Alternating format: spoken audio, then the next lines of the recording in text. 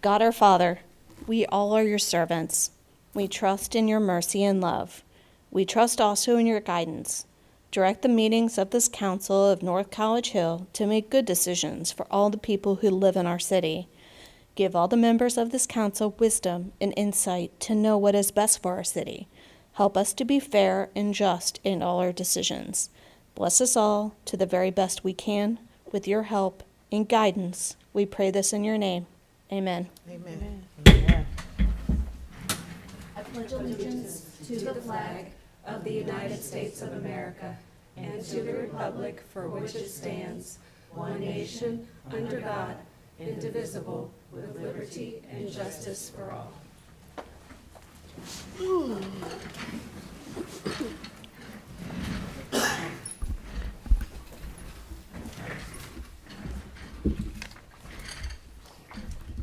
Good evening, everyone. Good evening. So, roll call. Ms. Zorb, Here. Ms. Gaston, Here. Miss Alexander, Here. Miss Keratin, Here. Miss Clear, Here. Mr. Davis, Miss Chichester. Here. Now, we have received communication from Mr. Davis that he was going to be absent tonight. Do I hear a motion? Madam President, Ms. Alexander? I make a motion that we excuse Mr. Davis. Madam Ms. President. Chichester? I make a motion. I second that motion. Sorry. Okay, I have a motion on the floor from Ms. Alexander and a second from Ms. Chichester to excuse Mr. Davis from tonight's meeting. Roll call. Miss Zorb, Yes. Miss Gaston, Yes. Miss Alexander, Yes. Miss Keratin, Yes. Miss Clear, Yes. Miss Chichester. Yes. Motion passed 6-0. Okay. Everybody should have tonight's agenda in front of them. I do want to bring up one thing that I would like to correct if you guys would hear me out on this. Per our agenda as it is written, we have our guest speaker to be after the executive session. I think we should move that to before executive session. That way that the person who's our guest speaker won't have to wait until we come back from session. Madam Madam President, Ms. Alexander? I make a motion that we amend the agenda to have our guest speaker come before the executive session. Madam President, Ms. Orb? I'll second that motion. I have a motion from Ms. Alexander and a second from Ms. Zorb to amend the agenda to move guest speaker section to be before executive session. Roll call. Miss Zorb, Yes. Miss Gaston, Yes. Miss Alexander, Yes. Miss Keratin, Yes. Miss Clear, Yes. Miss Chichester. Yes. Motion passed 6-0. Madam President, Ms. Gaston? I would like to make a motion that we accept the agenda as amended. Madam President. One. Madam President, I'll second that motion. Okay, so I have a motion on the floor from Ms. Gaston and a second from Ms. Zorb. Discussion? I just had a question. Is the legislation that was sent in the email, is that to be put into a committee or is it for the agenda?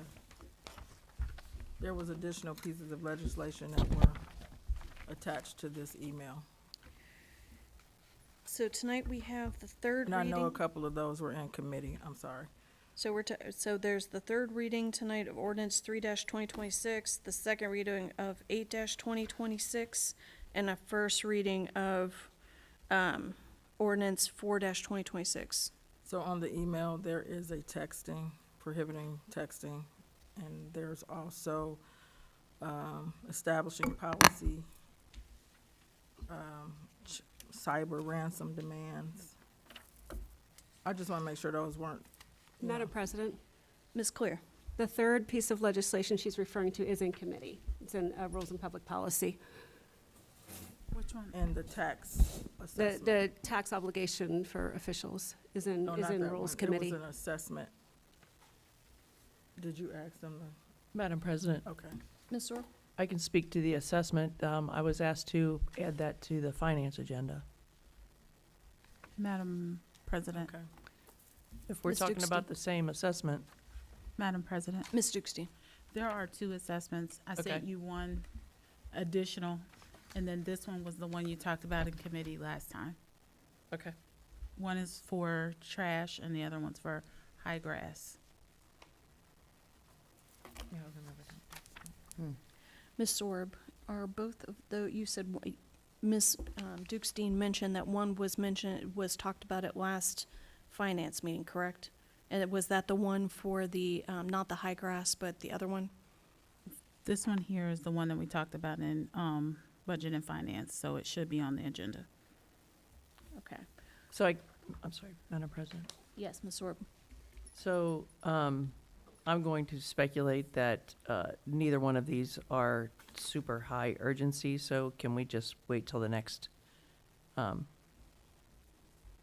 council meeting and we'll add them? Well, one will be talked about since one will have been talked about in finance and the other one apparently was talked about, and I guess I missed, how could I have missed it? Anyhow, can we just add it to the next council meeting, the next council agenda? I'm fine with that, as Okay. long as there's that goes within your timeframe. Okay, so for the record, those two pieces of legislation will be added to next Madam council President, meeting. Ms. Zorb. so I'm going to review my notes for the one to make sure that the committee approved it to move to the agenda, which is escaping my memory right now.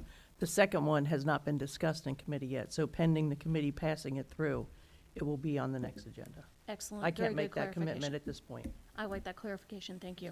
You're very welcome. Madam Chair? Ms. Clear. The resolution to certify assessments for the trash had a first reading last time because I asked about it because it looked like it was on a different template. So this is the second reading of the trash removal abatement, because I so it remember is- asking about that at last meeting. Actually, yes. It is on I'm here. sorry, that is, It's There's a the whole lot second of reading. discussion for nothing. Thank you, sorry.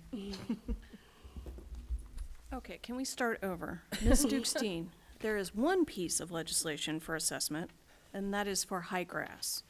And we're going to have that discussed in next week's finance, and at that point, it'll be determined where it's going from there. yes, sorry, I had them flip-flopped. I sent Ms. Zorb the trash on 4/15/2026. Thank you, Ms. Clear, for talking that out. Okay, so we have a motion on the floor. We have a motion from Ms. Gaston and a second from Ms. Zorb to accept the agenda for tonight as amended. Roll call. Ms. Sorb? Yes. Ms. Gaston? Yes. Miss Alexander? Yes. Miss Curitin? Yes. Miss Clear? Yes. Miss Chichester? Yes. Motion passed 6-0. Okay, everyone should have the minutes in front of them from 5/4/2026 meeting. If everybody's had a chance to look at it, do I hear any motions in regards to this? Madam President, Ms. Gaston? I would like to make a motion to accept the meeting minutes as is. Madam President, Ms. Zorb? I'll second that motion. Okay, so I have a motion on the floor from Ms. Gaston and a second from Ms. Zorb to accept the minutes from 5/4/2026 meeting. Any discussion? Roll call? Oh. Forgive me, Madam President. So the agenda says 5/4 and the minutes say 5/5. What was the actual date? Fair point.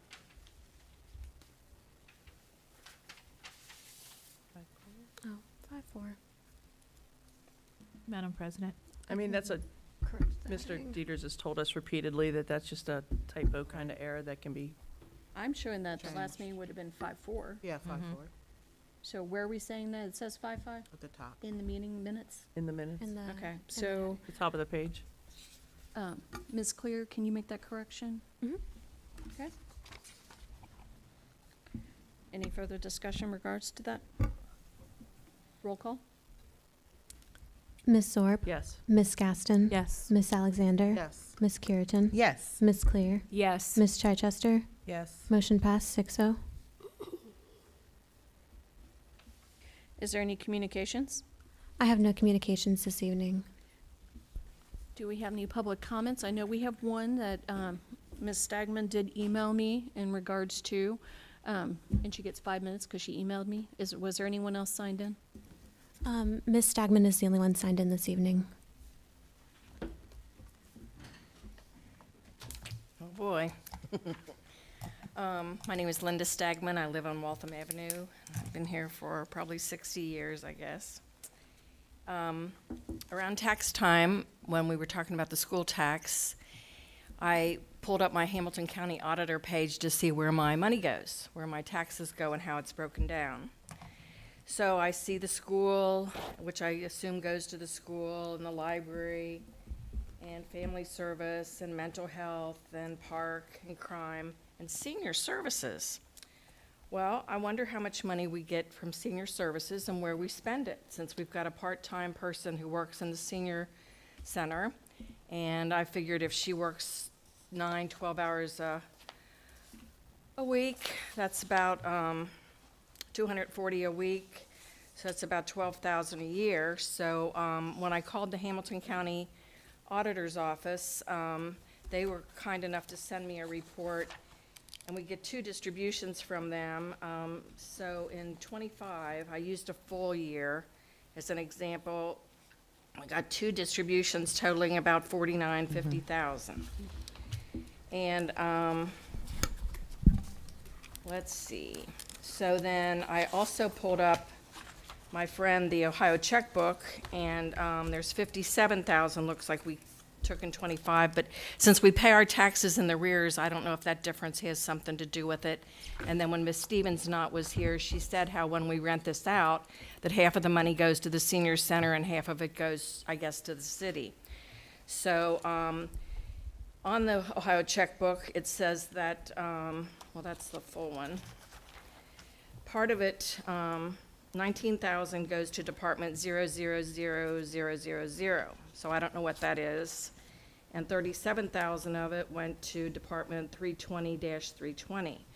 So I'd like to know that when we vote for the senior levy, that the money goes to the seniors, that it's not in a general fund. That's what I'm concerned about, you know me. So the auditor's office did send me the copy of the ordinance resolution for that senior levy. And what I also found interesting lately is that we're doing a spaghetti dinner luncheon that's a fundraiser. Why do we need a fundraiser for seniors? Why don't we just give them their meal if we've got 50-some-odd thousand coming in? Where's that money going? And so I need to know who's going to give me an answer on this, and when I can call them, and who I can call. Madam President, Thank you. Ms. Dukesteen. I'd like to address that. So, Ms. Colleen Ellis is our part-time senior coordinator, and her salary comes out of that dollars. And then the support to this building, because it is the senior center and the seniors leverage using it multiple days a week, then it pays the bills for support of this building. We split it between the departments that are here, electricity, water, all of the maintenance on the building. And so actually that none of the senior money goes into the general fund. That specialized fund that was identified for you, that is the line item where it goes. And the seniors absorb more than they bring in. And so the fundraisers are to increase their activities. And Miss Colleen personally goes into her staff. She cooks for them Monday and Wednesday when she's here, and she's paying for that herself. She doesn't have to. She can turn it in, but she volunteers and donates that. But there's lots of things that the seniors do that we support and pay for out of the general fund. And so that is a way to, we're not taking that back into the general fund. We're pouring those dollars right back out into the seniors. So for example, they had a paint and sip today where some of the materials were donated, and then others of the materials were supplied by the city. And that affords them to do those kinds of things. Line dancing. There's line dancing classes. We have to pay the person that comes out and does the line dancing class.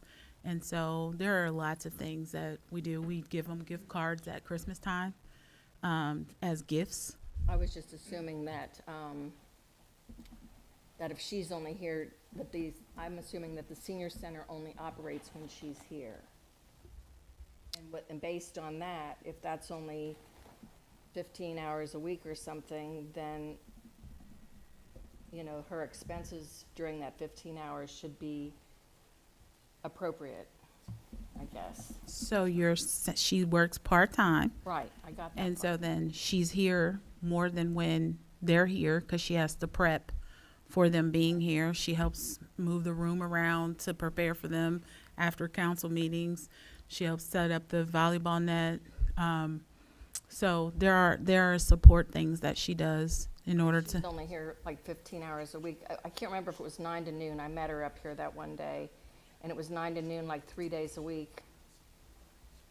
Then I'm assuming that it only operates when she's here, which is part-time, which is maybe 12 to 15 hours a week that the senior center operates as the senior center. So there are still other expenses attached to the building as well. Right. So when they're here, they absorb the lights, Right, but only for those 15 hours that it operates as the senior center. Some is days, what I'm- some days it's more than that. There are events that happen outside of those 15 hours. Thank you. Sure. Anyone else like to speak for public speaking portion? Okay, we can move on to our guest speaker.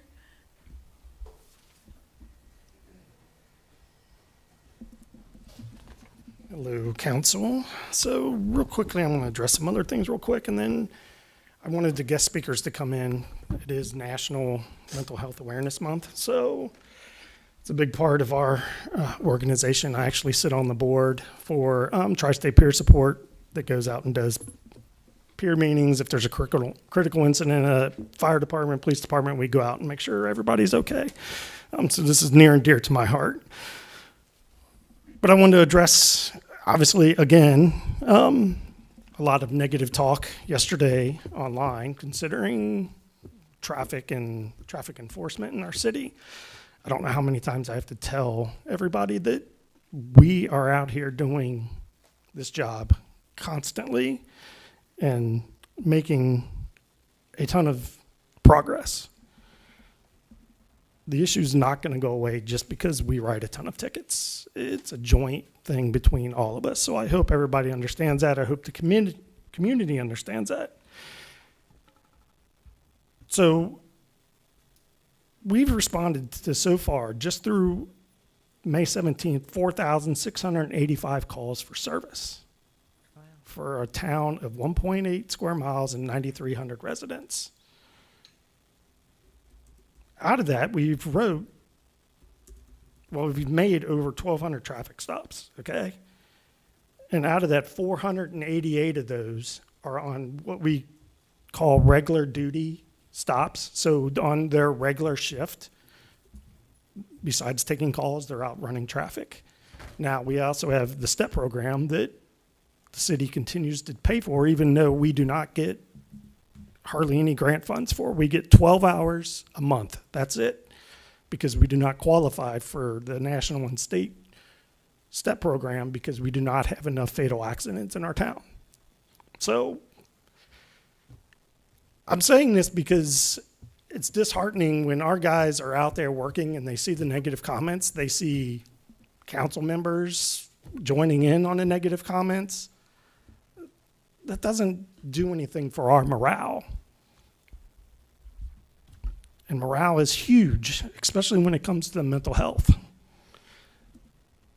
Last week was National Police Week, where we honor police officers that are killed the year before. There wasn't one peep from anybody from the city about this, even in our Facebook posts. You have to realize our guys and girls see that stuff. They pay attention to that stuff. Okay? State of Ohio, out of 50 states, ranks 6th all time in officer deaths. So we don't work in a safe state. The only states that are ahead of us are New York City, Pennsylvania, California, Texas, and Florida. states that all have bigger populations than us. We do a dangerous job. So one reason to highlight the dangerous job we do and the effects that it takes on us. I get it. I'd be upset too if I was a citizen and saw someone speeding and didn't think the officer was doing something. But you also have to think about, what did that officer just come from? Maybe they just came from something that now their mind is not working. Prior to coming to this meeting, our officers went to back-to-back gun runs. And you know, when you go to a gun run like that, your emotions and you get all the adrenaline and cortisone dump. Statistics shows us that it takes 72 hours for that to dissipate. For one of them, we just did 2 in a row.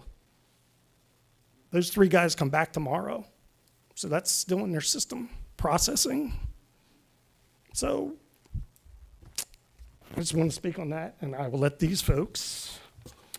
So Emily, I'm going to mess up her last name.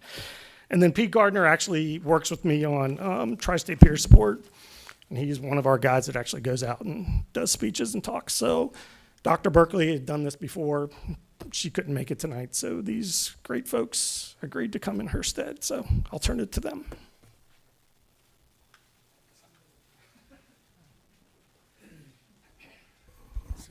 Just a bit. Good evening, and thank you for allowing me to speak. As Chief said, my name is Pete Gardner. I am a 20-year veteran firefighter with the Delhi Township. I'm here to speak in the stead of the PD, and I believe fire as well, for the possibility of getting them a yearly wellness check. July 18th of 2024, I attempted to take my life. If I get emotional, you're good. I'm all right. But what happened 5 days later saved my life, and that was a wellness check that was not scheduled. Someone else was scheduled to have theirs that day, and I basically threw myself into that spot and said, I will take it. I knew where I was mentally, and I knew what I planned to do the next day. And because of my interaction with this person who knew me already, had interaction with me by being at the fire department, doing ride-alongs with us, she recognized there was something that had switched in my brain. And I'm thankful for that. I'm thankful for the fact that I'm going to talk about this the rest of my life, because our people are hurting, but we're afraid to talk about it. We internalize it. We don't put it out there for people. Even my wife, who I've been married to for quite a while, didn't recognize what was going on. She just thought I was mad, that something at work had happened. And so she had kind of dismissed it. And when she found out, of course, she blamed herself. There's a lot of stigma that goes along with mental unwellness. I don't like mental illness. I don't like that term at all. We're either mentally well or we're mentally unwell. And words matter. So I'm here to advocate for them for that reason. There are things that we see in our job every single day. I remember every single suicide that I have been on. There's been a lot of them in 20 years. One comes to mind in particular where a mother shot and killed her 2 children in the bed and then shot and killed herself. I don't mean to traumatize you all, but those are the things that we see on our day-to-day, and we don't just see them once a day. A lot of times we see them more than once. Statistically speaking, we think about our armed services and when they go to war, what they see and how much trauma they take in. What we see on the job is 10 times what they see and what they experience while they're in war. And so because we see it every day, they saw it for a short period of time. And it's not to minimize what they're doing, but we are in for the fight of our life right now.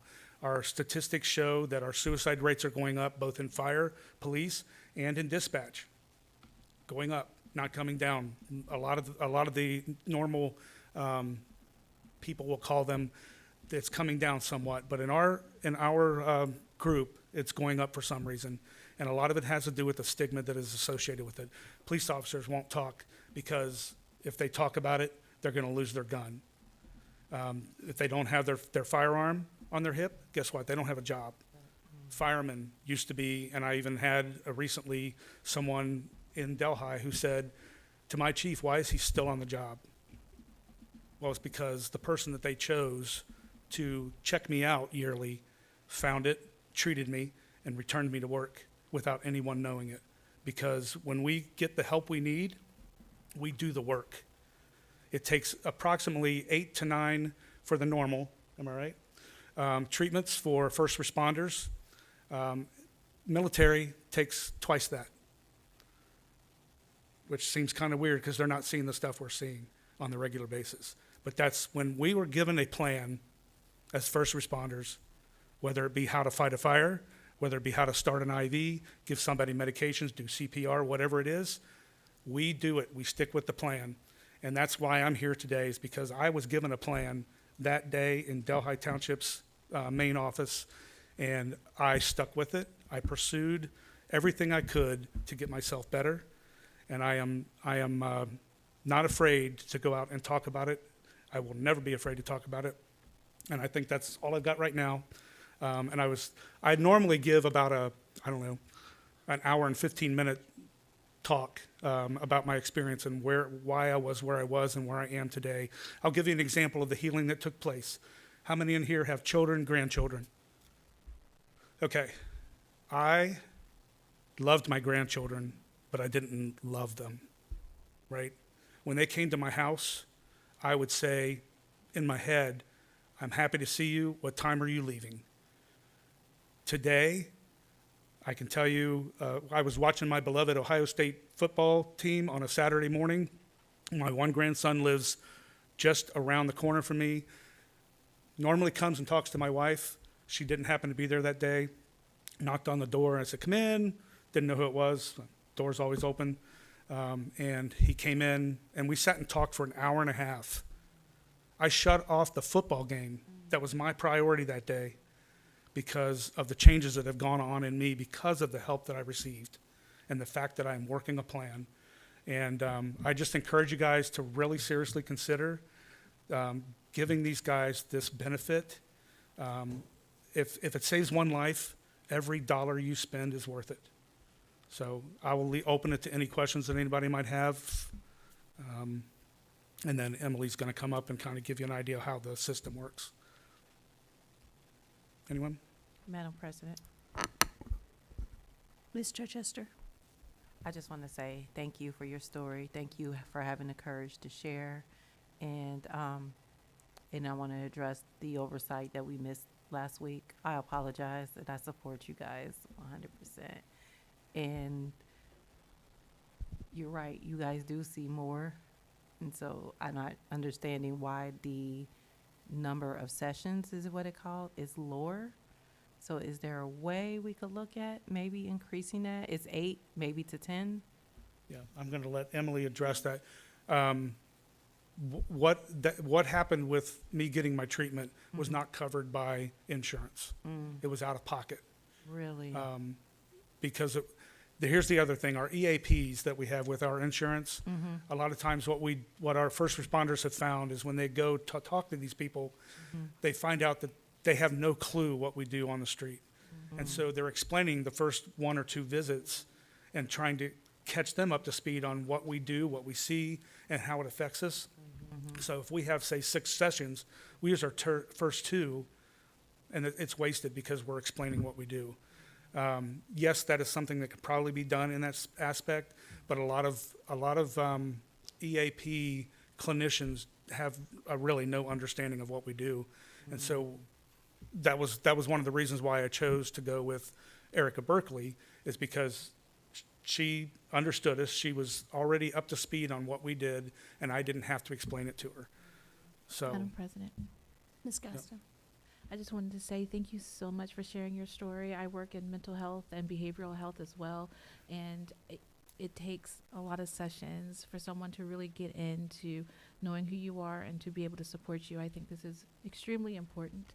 And again, to our police officers, I saw the post. I love the post. And of course, I thank you guys every single day for the hard work that you guys do. I believe Councilman Davis, he's not here today, but he defended, he actually posted the stats so that our citizens can see it. So I don't want that to go unnoticed either. You know, we love Facebook, things get busy, but I know that all of us up here support our police and fire. So I thank you so much for Thank coming you. and bringing that information to us. So I have some to address Ms. Chichester's. So our EAP, and they do have some clinicians that specialize in police and fire.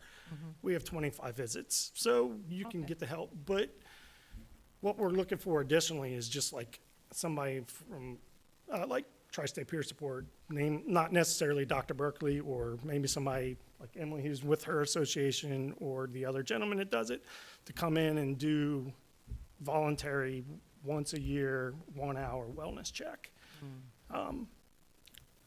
I go to her practice.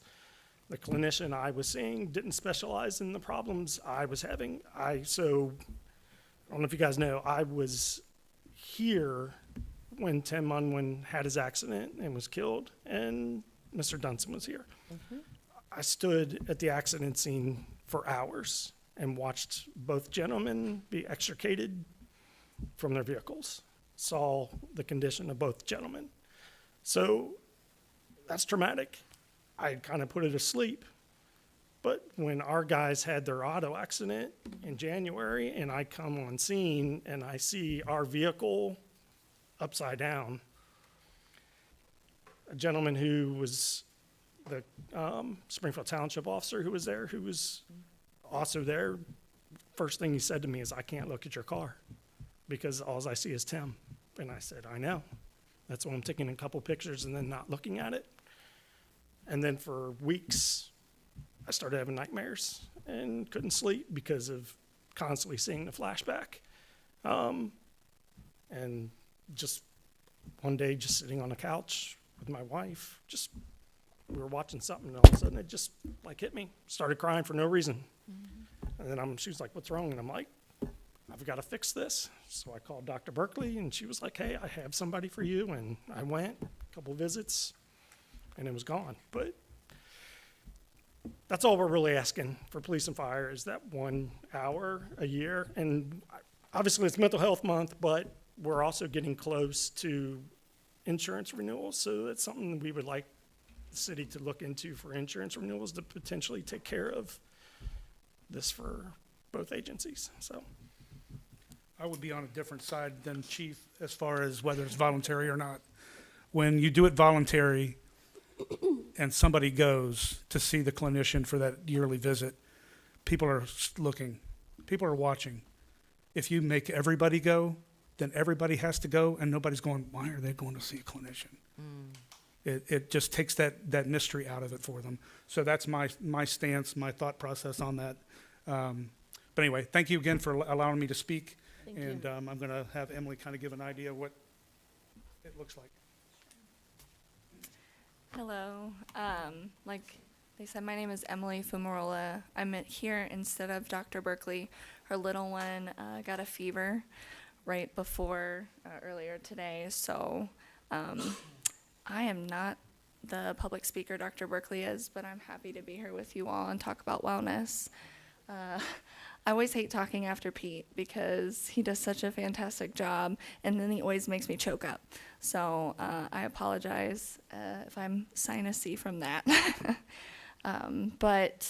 So I am a clinician who specializes in working with first responders. Actually, most of my career I worked in the city of Dayton doing crisis response work with the Dayton PD and Dayton Fire, and got to experience a lot alongside of first responders and see what that actually looks like on a day-to-day basis. Actually, one of the reasons that I left that area and moved down to Cincinnati, one of our crew members actually died by suicide, and our crew was the one to respond to that.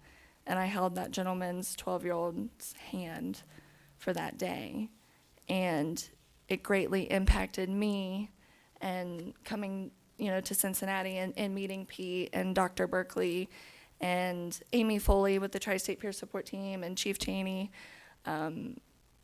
it was just one of those things that it was like meant to be. And that's kind of how I got involved with Berkeley Consulting, where I'm one of 4 clinicians who specialize in working with first responders. All of us together have over 50 years of experience working like evidence-based treatment with first responders and veterans, and we understand the accumulative trauma that happens to our people. You know, a person in the general public might experience 1 to 3 traumatic events in their life, and a first responder in a 20-year period may experience anywhere from 600 to 800. So, I mean, that's significant. Our bodies are not meant or designed to experience something like that. And what we also know about first responders is they present very differently than those of the general population. So having specialized clinicians able to come in, like Chief said, once a year to just offer that checkup. You know, how are we doing? Let's just check. I've been in probably over 12 departments here locally, even for more so outside of the tri-state, but 12 here locally. And we have at least 10 to 20% of our first responders actually follow up after the wellness visit and go into treatment with us. And that percentage is probably even higher that we refer them to maybe agencies closer to them, or that maybe specialize in things that we don't, such as like equine therapy, or have something outside of our scope of practice. So we have 86% of our first responders say that our wellness visits were extremely helpful, and over 50% really valued getting to know clinicians. Like Chief said, there's such a high stigma, I think, in mental health regardless in our society, but especially in the realm of first responders. It's time to be tough and suppress and to show up. Last year my son was diagnosed with epilepsy and actually went non-responsive, needed CPR, and that first responder who came through the door suppressed. He was calm. I could be calm because he was calm. It's something to be very grateful for. And these first responders are exposed to a lot of trauma, and they really protect our society from these traumas. And I think it's our duty to protect them as well and support them as we should. Does anybody have any questions? Madam President, go ahead. Nope, I was going to say Madam President. Sorry. So we're talking about one wellness check a year. What would be the follow-up procedure after that? Is that included, or is there a certain number of follow-up visits that are included? How does that process work after that initial wellness check takes place? If it is determined mutually that, maybe we need to talk to you just a little bit more, maybe one more, what does that process look like after that first wellness visit? I think it's very department dependent. So, we have some departments who actually contract with us to pay for more visits after that.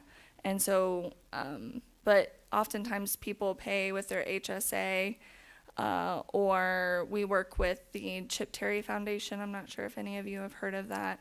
But we have different entities that help first responders pay for treatment.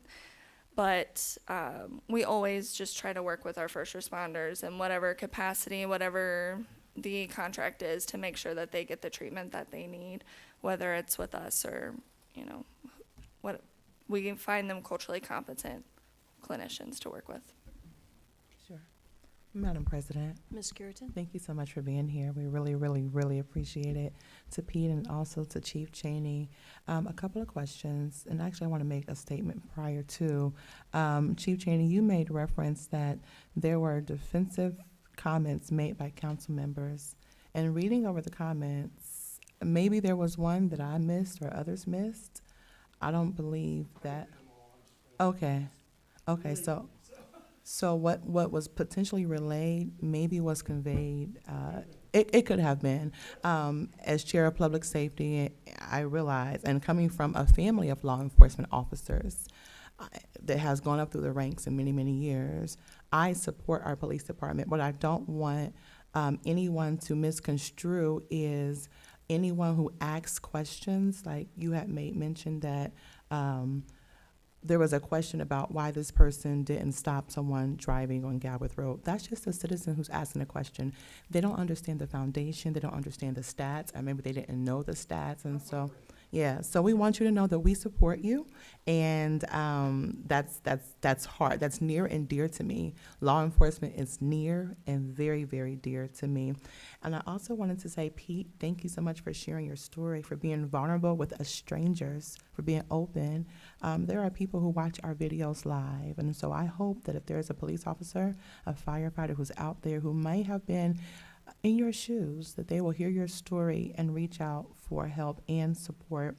And Emily, to Mrs. Clear's point, I was going to ask the same question. If in fact they may need another session, I strongly believe in that it's not mental sickness, it's an unwellness, and that if they have the support, and I believe we as a council can collectively agree that they offer, we can support any initiative. I want to also just make sure that we're not just focusing on police, if we can also extend that to fire as well. I would love for our fire department to really, I think this is National EMT Week. I think that both first responders would really benefit from the services. So I don't think we want to maybe stop at 1 year. And this is my first time hearing about this, so forgive so many inquiries, but I think that as a council and as a city, we can look at more than just one time a year. If there is help that's needed, and then to include our fire department, and then just to reiterate, we support our first responders. It's super important that they know that publicly, they know that privately. When I saw the swearing in last week, I gave them my support. And so there will be people who may disagree, and that's with anything. They could disagree with me as being on council, right? So I just want you to know again that we definitely support you, and I hope that the services that have really benefited you, have benefited Pete tremendously, is something that we can quickly put into practice for the city. Yeah, so I think it'd be a coordination between the city and PEEP, our EAP, where if Dr. Berkeley or Emily, whoever came and did it, and then was able to connect with that person, and they were like, hey, I think I need additional help, they can obviously choose to use Dr. Berkeley's services, or they could just go to the EAP, because the EAP does have folks who do police and fire. I went there.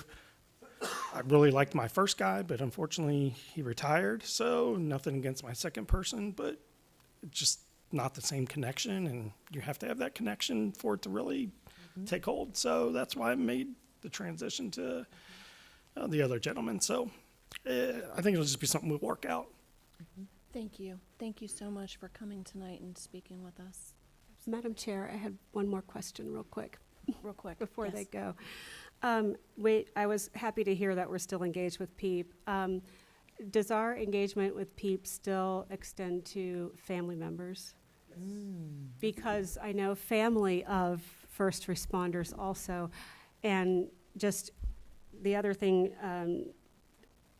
regarding like online, I have severely curtailed my own personal engagement with social media because of, and that's, so you're not seeing me commenting on things because I've disengaged from a lot of groups. But the other thing I wanted to mention, even if you never experience a singular traumatic incident, chronic trauma exposure or the risk of being in that situation also plays with your head and messes with your head over time, years and years and years. Even if you never see that, you never know. Every time you get in the car, you don't know what you're going to see. So that chronic stress builds up in your body, even if you have never had, to have to deal with something.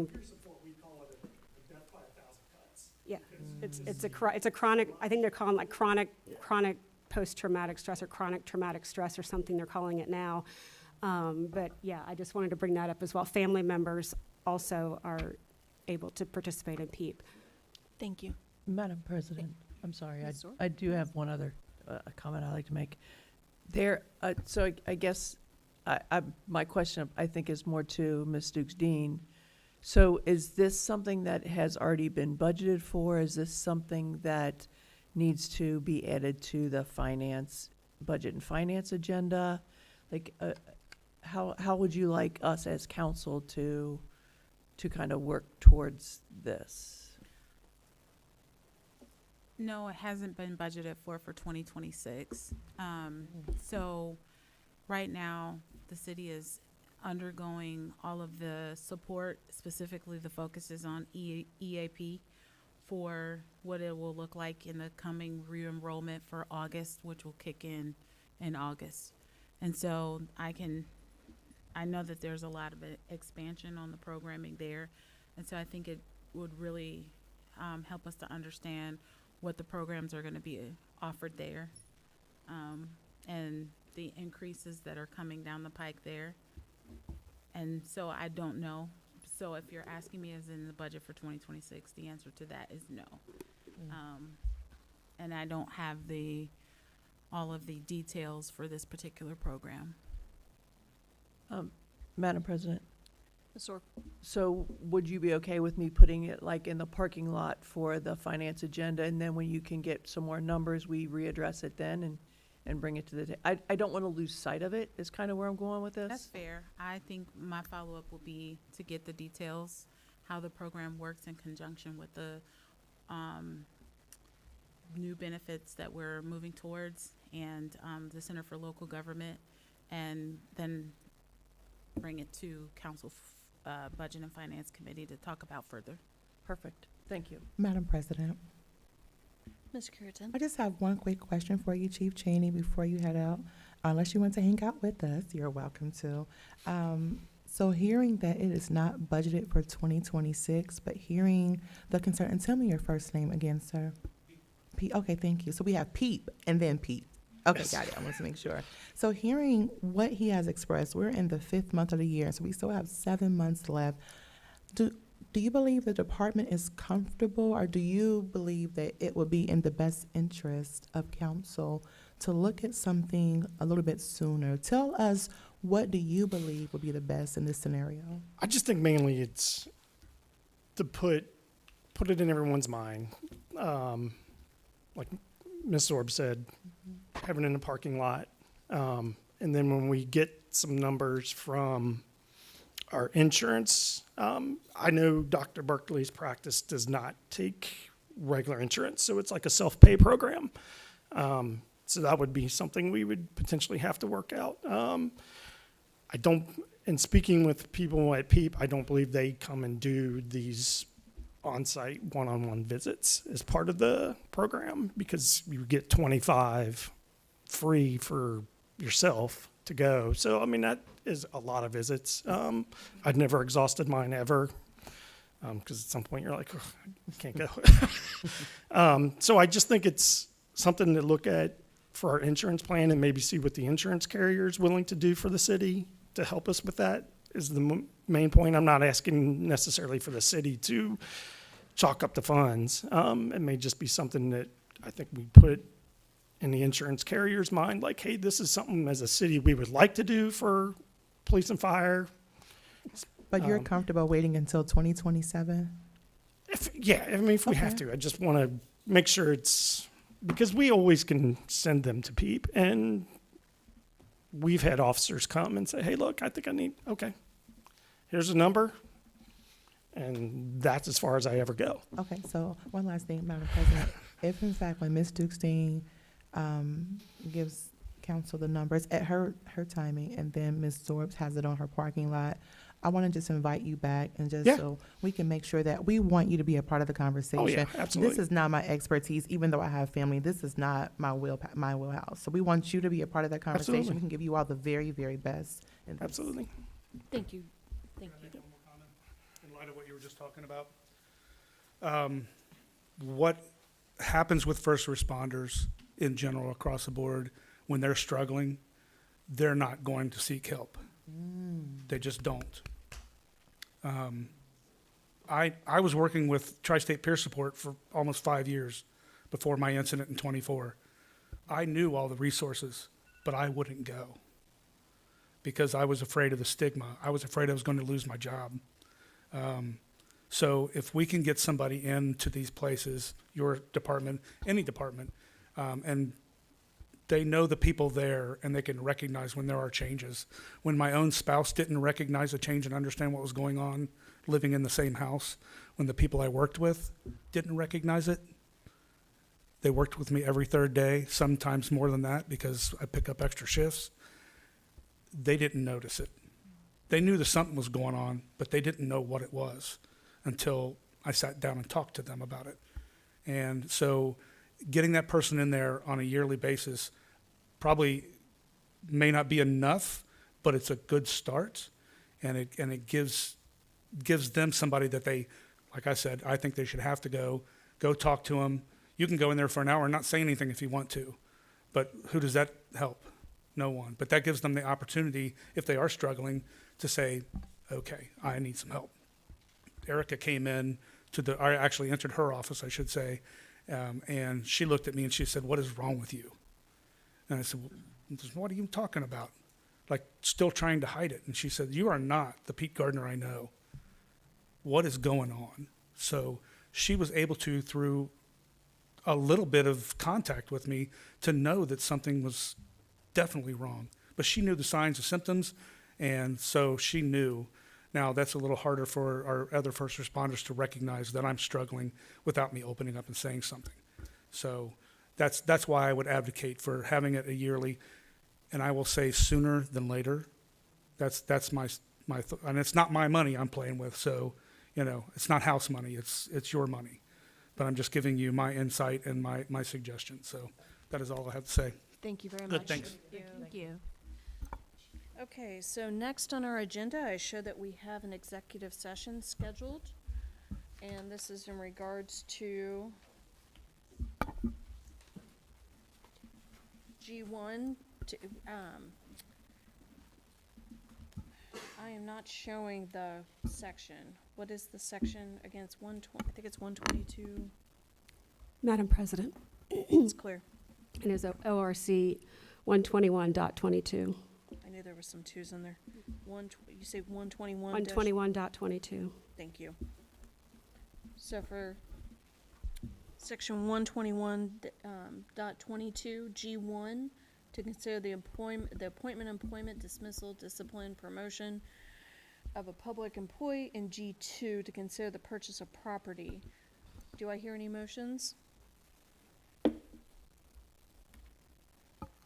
Madam President, Ms. Alexander? I make a motion that we go into executive session, G1, let me go to the executive session under section 121.22, G1, to consider the appointment, employment, dismissal, discipline, promotion, demotion, or compensation of a public employee or official, or the investigation of charges or complaints against a public employee, official, licensee, or regulated individual unless the public employee, official, licensee, or regulated individual requests a public hearing.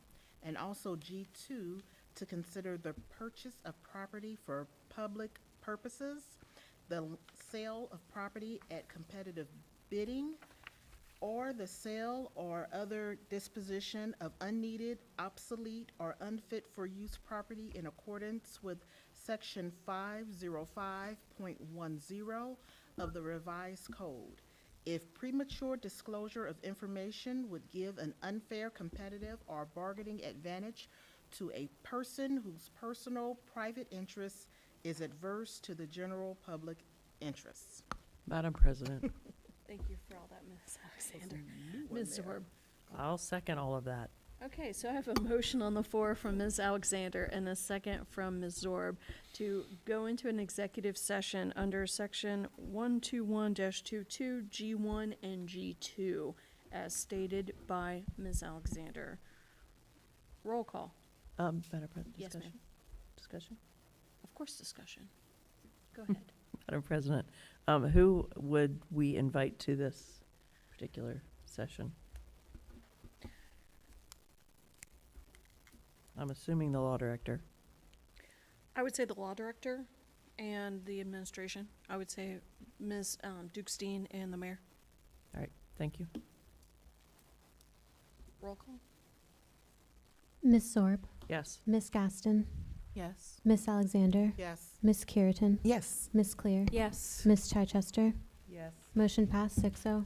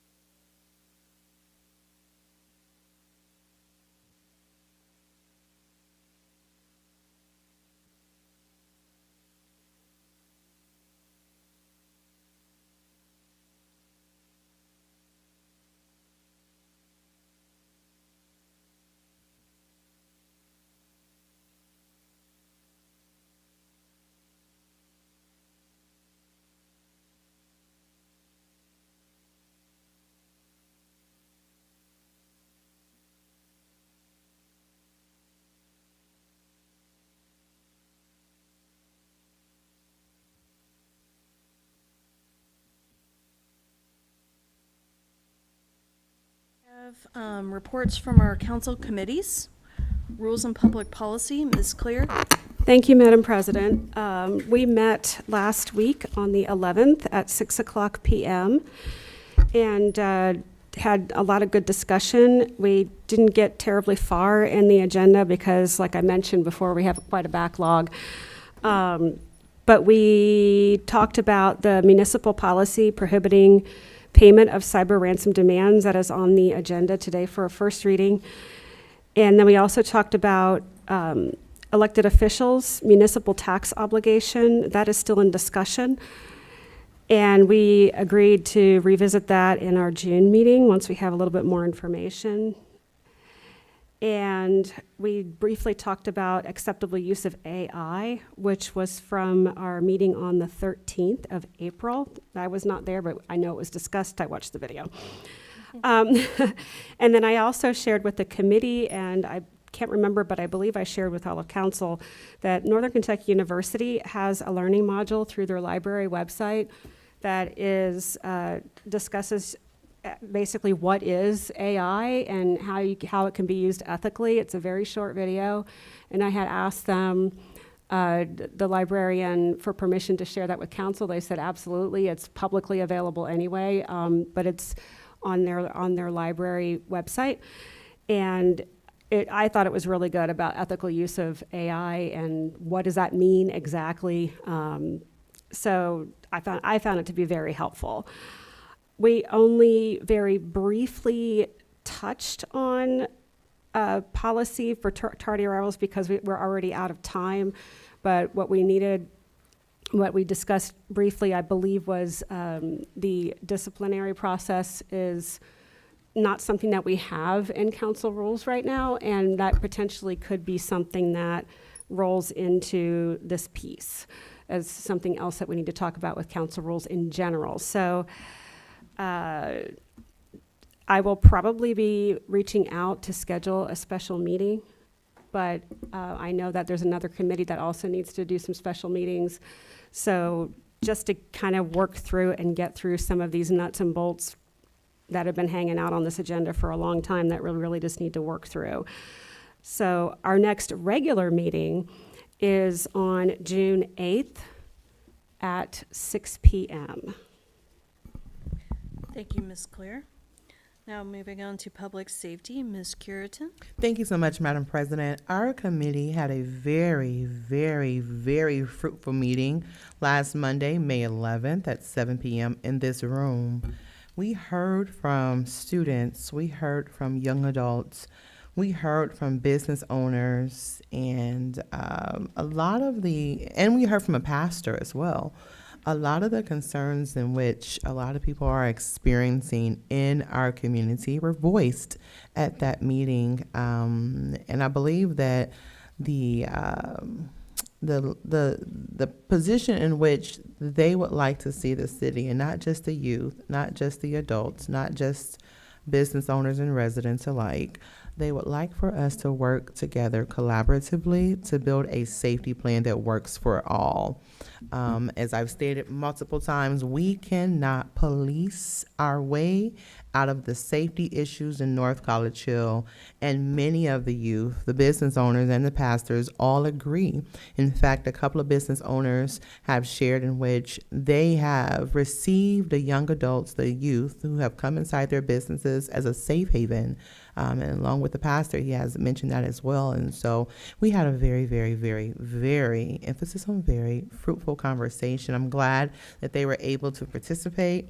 I'm glad that they understand that they also need to be at the table. I'm glad that they were able, I'm glad that council, the committee, who was present, was able to hear from them, right? In order to best serve our constituents, we have to know what the needs are and how we can best meet those needs. And so I'm glad we had that meeting.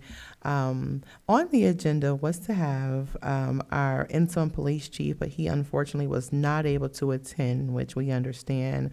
We also had a robust agenda that we did not get to, which is perfectly fine. Our next meeting is on June 8th, and I am hoping, Ms. Dukestein, we can get Chief Cheney here for that meeting. I know that we originally had requested in April, and he was in the convention, and then May, he wasn't able to attend. But in order to really start tackling a lot of the things, a lot of the feedback as a committee, and our dual service for the city, we would need police to be here at the table. So hopefully he and you and the mayor are all able to attend our next meeting on June the 8th at 7 p.m. in this room. And all of council is invited. If you don't sit on the committee, you are welcome to email me and be a guest. Thank you. Thank you, Ms. Curitan. City Community Development and Recreation, Ms. Gaston. Thank you, Madam President. We met on April 27th at 6 p.m. right here in this room. All members were present. We touched on a couple of things. We talked about a brand name for our new grant initiative that Ms. Clear is bringing forward. Thank you for that. One name that I think everybody kind of liked was NC Heal. I think that's super cute. We also touched on Juneteenth, and Ms. Dukestein gave us an update that the $5,000 was secured from Chase Bank for the two-day Juneteenth event. She suggested recruiting additional sponsors, so I'm sure they are working on that. Also, we touched on our outdoor fitness center. We were told that the location has changed. It was originally going to go in one location, but we're looking at Shaper, and I hope I pronounced that properly, Park. But that is still under consideration. Ms. Dukestein confirmed that the total out-of-pocket cost for the city is going to be $11,000. So there was a little bit of discussion around that. Lastly, we also talked about the appraisal for the 1500 building. My committee has that information, and we will touch on that soon. There was communication with our state rep, and that has gone. We'll touch on that next week. We discussed Veterans Park and Old Business, as well as the splash pad. And new business, Mayor Nichols and I talked about park signs and updating the different signs around the city so that they are bright and vibrant and inviting. And that is it.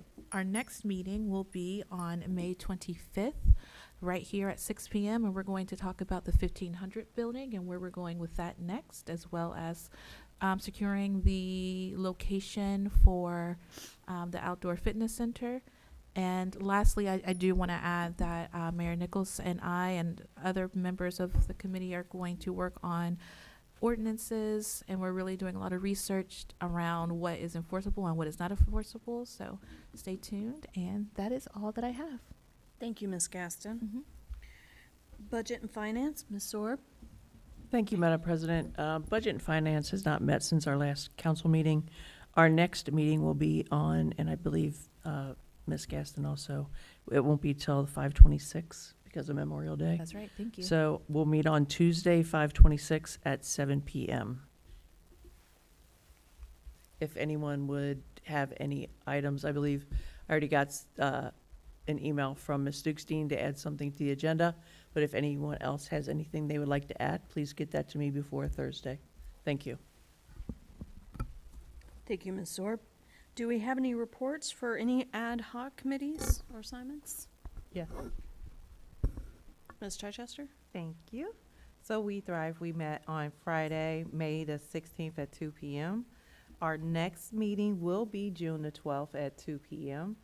and where we discussed our Safe Route to School updates. Then we approved our action plan, and Resolution 5/2026 was passed. We discussed the Little Free Pantry Project, and right now we currently are looking at placement, reinforcement, what supplies is going to be needed to make sure it is safe and dry. And the action plan that we approved is for 2026 through 2028. I missed the May 16th Thrive celebration event. I don't know if any other council members, Ms. Claire, were you able to attend? Good. She'll give you the update on that. We are looking to, in their June/July newsletter, submit our community events there. Ms. China has the link. Ms. Dukestein, so she's going to send our information out for, like our Memorial Day event, so that we can get more people who might want to come to North College Hill from We Thrive to visit our community. And the July meeting is tentatively scheduled for July the 10th, but we're looking at that due to the holidays, vacations, and things of that nature. And Ms. Dukestein, did you get the, or Ms. Claire, did you guys get the action plan up, paper copy?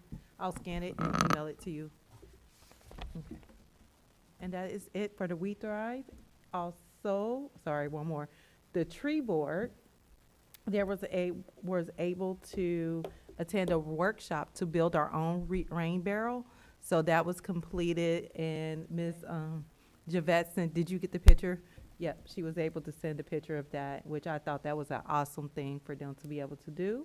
And we also have a new member who joined us on Arbor Day of the tree board with Mr. Yazi. I think you met him on Arbor Day too as well. So he is one of our new community members of tree board.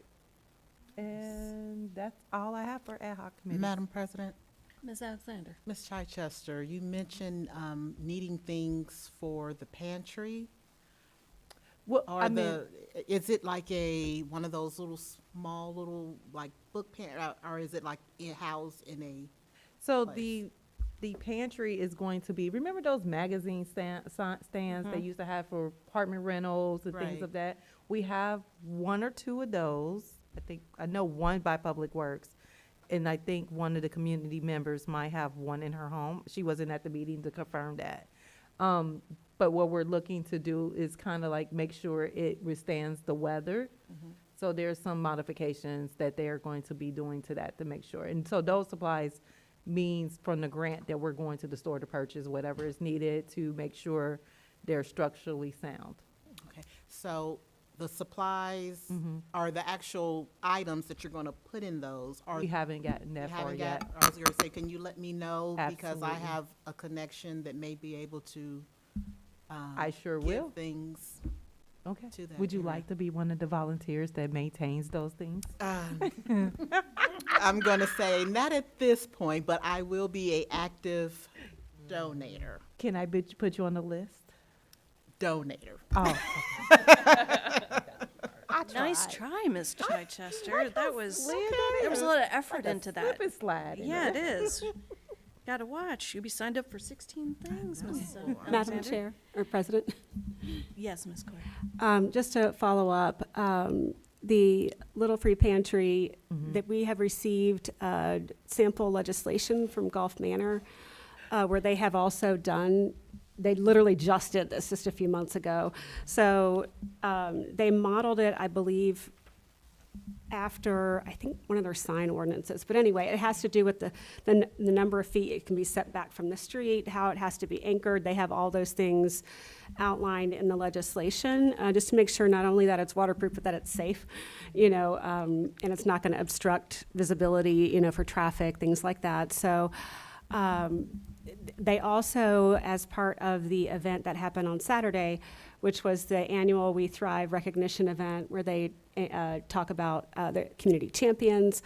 This year's event was family focused, and they had different stations to go around and learn different things about recycling and healthy eating and things like that. And one of the stations did have a pamphlet, a brochure that had like free pantry type example things that could go in it. So I didn't fail to bring that with me today, but I do have it. And I will have to say one of the stations was chair yoga, and that is harder than it seems. My goodness. But anyway, it was a great event, and they've recognized, community individuals who have helped to support health and wellness and sustainability in our local communities. They'll have the same event again next year. Save the date, but it's a really nice event to learn about these things that are happening in our community. Also, I learned that we have a new neighborhood navigator. Do we not? Oh, yes, we do. I'm so sorry. I forgot I don't want want to steal that thunder, so I'll let you. Yeah. So our new neighborhood navigator, remember at the last meeting, we said those applications were open. But Ms. Cureton, would you like to tell them who the new navigator is? It would be my absolute honor to announce our new North College Hill We Thrive navigator is Mr. Michael Curitan Jr. Thank you. Awesome. And Thank I you. also, I house scanned the golf manor legislation to you when I scanned the action plan to you guys as well. So I'll put that in there. Thank you. Any other ad hoc reports tonight? Okay, so before we move on to the admin reports, I just want to remind everybody the back and forth for the administration is only during this section and not during call of members. So on to our admin report. Madam Mayor? Thank you, Madam President.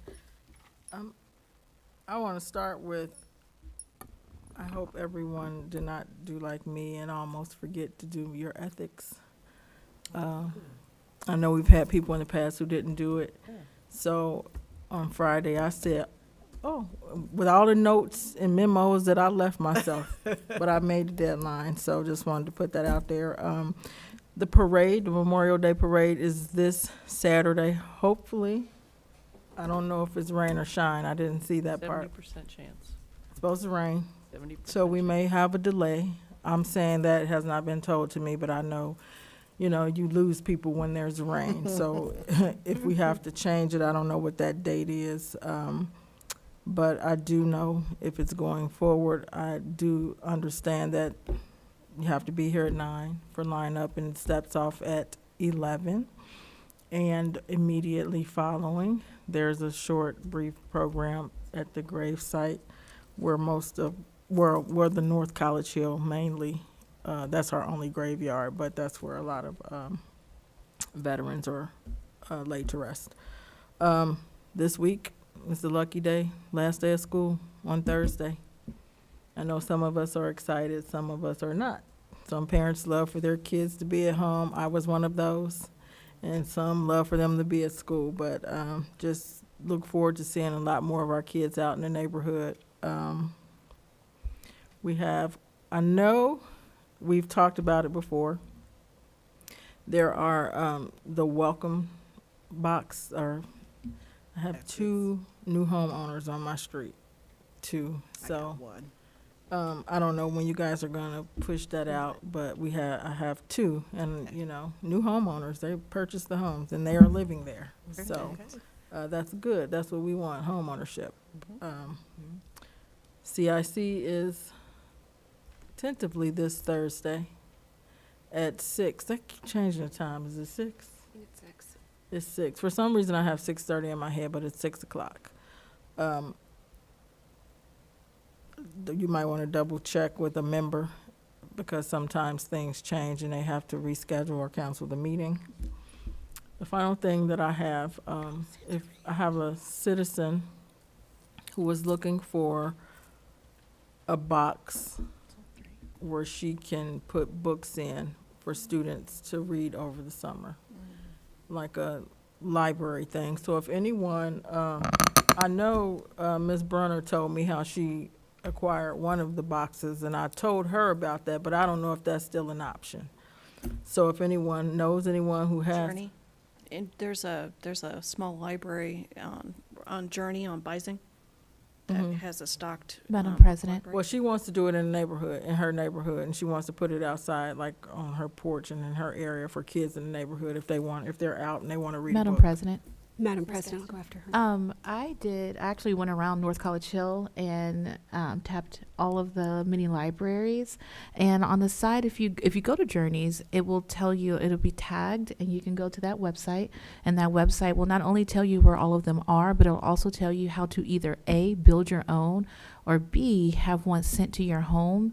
And then they'll give all the instructions and how all of that stuff works. So it's really cool. There's one on my street on Baywood, and I see all the kids come up and adults come and get books, and they replace the books. It's a really cool community development project. Yep, there's one at the school. There's one on Waltham. So, yeah, I will get you that information if you want. You said it's on the box. Yes. Okay, I can see it there. Okay. And I'll let her know. Thank you. You're That's all I welcome. have. I think. I was also going to mention that on Bising and the link, so I have nothing else to add. Madam Mayor, did you have anything else? I can't remember. I'm good. Thank you. Ms. Dukestein? So I got the information this week, well, it was Monday, but for our Duke Energy increases. However, I think many of us have already seen the increases as of the beginning of the year. So I guess I just wanted to publicly acknowledge that there's been a little bit of a rumble in the community about the increase on the water Rumpke bill. Residents are upset about that, but we had to renew our contract, and it did increase our bills a little bit. So, and then just a reminder that the Memorial Day Parade is this weekend. The newsletter, which I sent Ms. Gaston, which I think is the council point person. Yes. We need the articles by Friday of this week, so I just wanted to publicly remind you all. And then Interim Chief Cheney talked about the STEP program and the grant dollars that we get. And so I just wanted to acknowledge that we're really blessed as a city to not be getting more STEP dollars, because more STEP dollars actually means that we do not have automobile fatalities in our community, which is a good thing. So you have to have 2 within, I think, 3 years, and we have not had that. So even though the STEP dollars do benefit us for additional training, it is a very good thing that we do not have more STEP dollars. And then I want to publicly acknowledge Police Officer Week. It was from 5/10 to 5/16. We do always appreciate our officers. We try to love on them all year long, just not through 1 week. And then I just wanted to say to Ms. Clear, I sent you those Avium documents that we talked about in your committee. And then we need volunteers for Juneteenth. I wanted to acknowledge that the park signs are ordered, the rules, and we're updating those. So I believe they are actually here. We just need Public Works to install them. And then OKI, we had a meeting last Tuesday, and I'm not a voting member of OKI, but I'm listening, ears on the ground for dollars that can be used within our North College Hill parameters. And then Metro, I was on a call with them. They are definitely looking for dollars for North College Hill to benefit from. There are a lot of communities doing a lot of good things with dollars that have routes through, and since we have such an increase of routes coming through the BRT and potentially the hub, they want to make sure that we're a part of that. And so I've connected with some constituents that are going to kind of help pace us through those things. And then the grant that we received for the little pantry, I just want to make sure that we're understanding that the grant itself does not allow us to use that money towards putting food in it. It actually is just for the maintenance of the actual container. And I think there has to be some research around what kind of stable items can go in there, because those things will sit in high heat. And what may be feasible for the summer months may not be feasible for the winter months, and vice versa. And once we start stocking them, we have to have a plan of continuing to stock them, because you just never know who's using them, and they may be dependent upon that source. And we want to keep it as discretionary, so we're vetting locations to just make sure that they're safe locations in case small children are walking to them, grabbing things out of them, that they are, in a space where they can get across the street safely, or, just a crosswalk, or nearing some kind of space where there is not high traffic, but also good visibility. So we're looking into all those things before we just plant them randomly. So, and actually, I'll circle back to this. We've had some really, really impressive turnout for parade participation. So there have been some judges, some state representatives that have reached out that want to participate, and then people are just excited that we're bringing it back. Like, there was a resident who said that he participated throughout years. He no longer lives in North College Hill, but reaches back to participate in the Memorial Day Parade, and found out that we were doing it. So I'm pretty glad that we were able to get the word out, and then people are hearing about it, and then we're getting a lot of calls to say that they would like to participate. And that is it. Madam President. Madam President. Madam President. Sorry. Ms. Dixteen, are you going to send out a volunteer list for Juneteenth? If not, I would like to offer my volunteerism times. So Thank can write you. me down. I'll You're let welcome. China know, and she will be sending a volunteer sheet out. Perfect. Thank you. Ms. Claire? Yes, you mentioned the parade. I know that in years past, there have been Jeeps for council members and city dignitaries.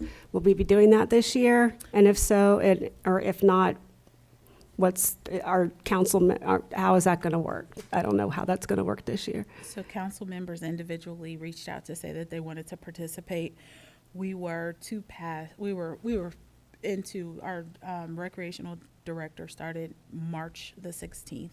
And so this is in May. And then there were some other events that she has been getting equipped on and training. So no, we did not reach out to get a vehicle. We're getting it up back on its feet after 3 years of not having it. So we just this year I was thinking it was going to be a small parade, but the list of participants has grown tremendously. So Basically, if council wants to be in the parade, they need to drive their own cars. or walk. Or walk. Get your steps in. Look It's at a you looking short after parade. house. Ms. Sorb? So, thank you, Madam President. So I want to stay on the parade topic for a second. I just looked at my weather app, and it says 70% chance of rain and thunderstorms in the afternoon. So I'm trying to understand. I heard the mayor mention we might be on a rain delay, but is that more of a rain delay, like later in the day, or is that a reschedule? Is that a cancel? What does that look like? And then what does that communication timeline look like? So I think China and I were talking about it briefly today. Typically parades are rain or shine. If it's a torrential downpour, I mean, people put parkas on and get out there and wave their hands. They don't usually have many people on the sidelines when there is such a heavy rain. But we haven't actually talked about what it looked like. I looked at the weather today and was shook, like, uh-oh. So Yeah, I just looked right now. yeah, it's definitely going to rain. But I don't know if it's going to rain heavily during that time. So what does that look like? we will communicate via email. We'll put it on the website, which whenever we upload something new to the website, anybody who subscribes, they get a text message. We'll put it on the social spaces. That's what we can do. Do you have an estimated time that communication would happen? Because I wasn't aware of this. We're supposed to arrive at 9, but step off is not till 11.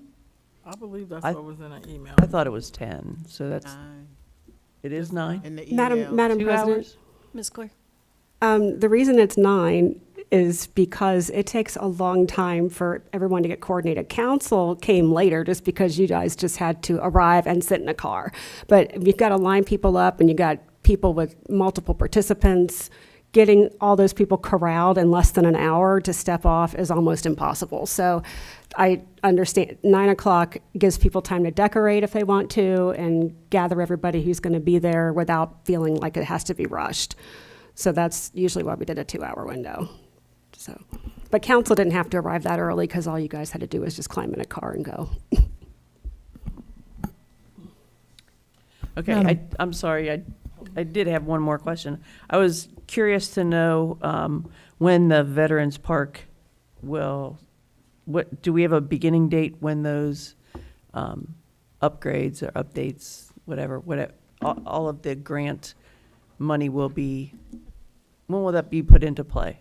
So right now with Veterans Park, I don't know if you've looked at it, but it needs some TLC, like an overhaul.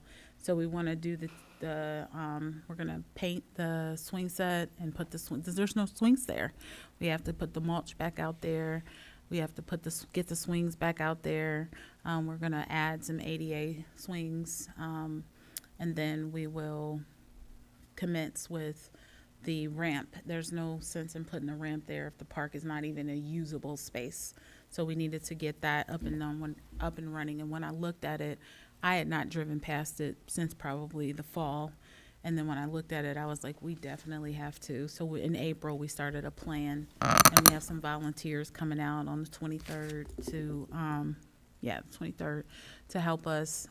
There's some of it's public works, some of it's a contractor. So once we get the park fully back up, then ADA compliant, even for someone to be able to swing or a child to be able to swing on there, then we'll start the ramp and all of that. So I don't think I heard a date in there, so we don't have a date when that's No, gonna 'cause, start? like, I mean, we would love to get it done, but like the weather this week is gonna be crazy. So they were actually supposed to start tomorrow with the mulching, but I don't know that they're gonna be able to do that with the weather. But it's not Public Works doing the grant work, right? So I don't understand why they couldn't happen simultaneously, I guess is where I'm going with that. I explained that we're getting the park cleaned up first, and then we're gonna do that. We have to keep it mowed. We have to just make sure there's a lot of brush, even on the side, growing up on the Sure, routine steps. maintenance, sure. Madam President, Ms. Claire? I know that part of the grant dollars included ADA compliant play fixtures and the ramp and handling the landscaping that needed to be done around the steps. So I would hesitate, I'm concerned that if we do a lot of work there, we're gonna just have to tear it right back out. So We're using the grant dollars to do that, but I thought she was specifically talking about the ramp, like that's the last step. oh, okay, no, so I had a similar question to her because the design specifications for all of that had to be set and then sent to the state of Ohio. And that was the part I thought, that's just JMA or whoever coming out to do the survey work, because that has to be done by an engineer to do the survey work for the ramp. And I don't understand, I mean, is there a reason that can't be happening No, there's while no the other reason why things that could can't be happening? Okay. No. All right. Madam President. Survey, but I thought she was talking about installation of the Yeah, ramp. that's one component of multiple components for the project, so, yeah. Madam Mayor? I want to make Ms. Sword when you're done, because mine is not on that topic. Yes, Okay. I am finished, thank you. Okay. Thank you. Hold on, real quick. Ms. Curitan? you were I'll next. yield the floor to you, Madam Mayor, and I'll go after you. Well, mine doesn't have anything to do with any of that. Okay, all right. Well, thank you so much, Ms. Dukestein, for your updates. I wanted to see if you were able to touch back and get some information on Frisch's. I know we talked about that in February and March to determine if it was for sale, had someone already acquired it. Can you give an update, please? So I think we talked about that in a prior meeting. They auctioned it off. They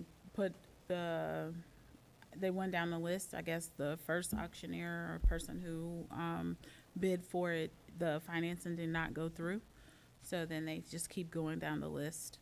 And I know that it's sold. I do not know to whom it's sold to, and it's not on Hamilton County Auditor's website. Yeah, that was what we were discussing, if you were able to dive into that and determine who it is that's coming into our community. That wasn't the follow-up, but no, I'm not able to provide that information. Okay, no worries. And then I think there were some changes recently at Pice Park. I know we had previously talked about getting the agreement, the contract. Have we already executed the contract with them? We have signed the contract. It's been notarized thus far, but it needs to be cleaned up. The contract or the park? The park. The park needs to be cleaned up, even though no one's been inside of it? Mm-hmm. The grass. Well, when you say clean up, can you define what that means? The mowing, making sure that the play equipment is safe. Okay, great. And is there an ETA on when you have that scheduled, so that since we now are back in a lease with them and the park has access to play equipment, there may be others who want to utilize that park dusk or dawn to dusk. Do you have an ETA of when it will be open to the public again? No, I don't. Braden was out today. We were supposed to chat about it. Madam Okay. President. Let me also inquire. Sorry, one sec. Ms. Gaston, did you? Oh, I did. Yeah, go ahead. Are you okay? Can I go? It's on Typically the you same wouldn't, topic. but go ahead. Ms. Gadsden? I was just going to ask if we can circle back to this next Monday during our CCDR meeting. I had some questions and updates regarding Pies Park. So if we can get all that information by then, that would be perfect. So I just wanted to stay on that topic. Okay. Ms. Cureton, go ahead. Okay, so kind of threw me off. Forgive me for that gap right there. So in reference to the Pies Park, there's not a date in which it will be open. But do you believe that, because what I'm thinking is that there are kids who live on that street and the neighboring area, and if that can be a place in which they can play, even if they're throwing the ball, kicking the ball, or what have you. So maybe if you think about it tomorrow or sometime of, if mowing the grass and cleaning up the equipment are the only things that are necessary, then maybe you can see if there's time available. Yes, so Okay. I think it'll be open before the end of May. Oh, perfect. Yeah. It's not as though it's that far out. It's Okay. just with the weather and the Okay, fair. mowing. You don't want to cut commercial Yeah. grass and then all this rain. It just doesn't turn out well. It's high. Yeah, yeah. End of May, absolutely perfect. Okay. And then I wanted to determine, you mentioned Metro. Did we go ahead and apply for that grant? Fingers crossed. So some of the grants are still open. We are in the process of applying for ones that are connected to the bus stops, wherever we have bus stops. Is there a dollar amount on that? Not yet.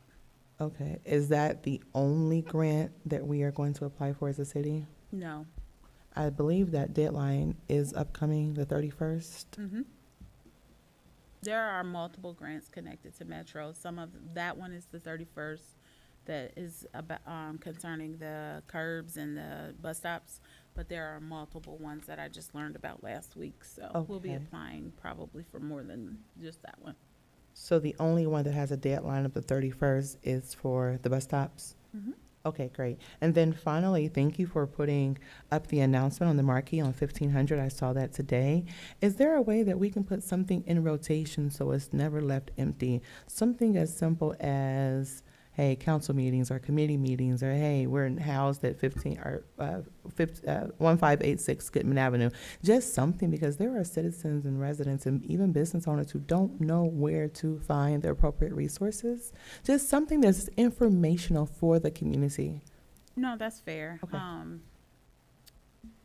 Typically, the public, it's very difficult because we used to be in that building. And so we're seeing the sign, we're reminded, being disjuncted from Public Works makes it more difficult. So yes, we are expecting the arrival of our new Public Works director. And so I hope that there will be more continuity in being able to kind of provide a list of things, and then it can be rolling all the time. Okay. And let me just make sure I rephrase that question. Is there a time in which we can avoid it being blank? I understood. Okay, good. All right, thank you so much. Madam President, Yes, Madam Mayor. I just wanted to say, I did want to thank our police officers for their service. I think no one here is not appreciative of them. So just to put that out there, and so that we don't, as a body, as a group, do this again. This week is National EMS Week. So kudos and thank you to our fire department and our EMS staff for all that they do, because they're out there every day saving lives. Every day, all day. So that's all I had. We appreciate you. Mr. Dieters, anything from the law President, director? I have no report this evening. Thank you. And as I see, the finance manager is not here, so I'll check her off. Okay, we are on to call of members. Ms. Sorb? Thank you, Madam President. I have nothing this evening other than I hope to see everyone at the Memorial Day Parade, Okay, thank you. Ms. Gadsden? rain permitting. Thank you, Madam President. I do have a couple of things that I wanted to say. As we move closer into warmer days and our kids prepare to get out of school for the summer, I want to encourage all of us to continue to be mindful, patient, and neighborly. Please slow down while driving. As we all saw on Facebook, Everybody is concerned about the speeding. So just be mindful that our kids are out and they're enjoying their summer, riding their bikes, playing, walking through the city. This week is National Public Works Week. I have a soft spot for Public Works. My father, as most of you guys know, worked for the city of Cincinnati. So I just want to say thank you to them as well this week. This year's theme is really cool. It's Rooted in Service, Powered by Community. Public Works professionals are the quiet heroes that we don't always think. So I just wanted to give a shout out to North College Hills Public Works Department. In addition, the EMS, it's their week as well. Again, have another soft spot for them, as I was always calling them and they came up and they were always calm and professional when they were working with my family member. I wanted to highlight some exciting community efforts taking place across our city. There is a community garden that was initiated originally by Miss Carla Belcher. It's being brought back to life, and so we're really excited about that. And you will see these flyers on social media. It's on the Nextdoor app, it's on Instagram, it's on Facebook, and all of the platforms like North College Hill Talk, so on and so forth. So if you are interested in becoming one of the volunteers, even if it's once a week or if it's once a day, we would love to have you. We want to see this really successful. We also want to have our youth join as well so that they can learn how to garden and take pride in their community. We also, myself and Miss Alexander, are driving around town. Don't forget that it's spring, summer, so the yard competition is coming around, so be on the lookout for us. I had said this earlier. I wanted to thank Mr. Davis. He had provided information about the police stats, and I think it's really important. I know because we come to council, but it's great when we can give those information like, yeah, you may not have seen XYZ, but let's focus on the things that are happening, the good that's happening. So I want to thank Mr. Davis, although he's not here, for being that calm voice and providing good factual information. That is really it that I have. I just want to say thank you to the citizens and continue to be awesome. Thank you, Madam President. Thank you, Ms. Gaston. Ms. Alexander. Hi, I would like to also echo a happy EMS and Public Works Week, and also echo that we do appreciate everything that our police department provides. We know they can't be everywhere, but they do the best that they can, and we appreciate it. Mm-hmm. Also, on May 27th, there is a 513 Relief Healthy Aging Summit. This is open to all seniors of Hamilton County. They will be providing health checks, help with utilities, and workshops. And this will be at the Word of Deliverance, and that's at 693 Fresno Road at 10 a.m. Open to all Hamilton County seniors.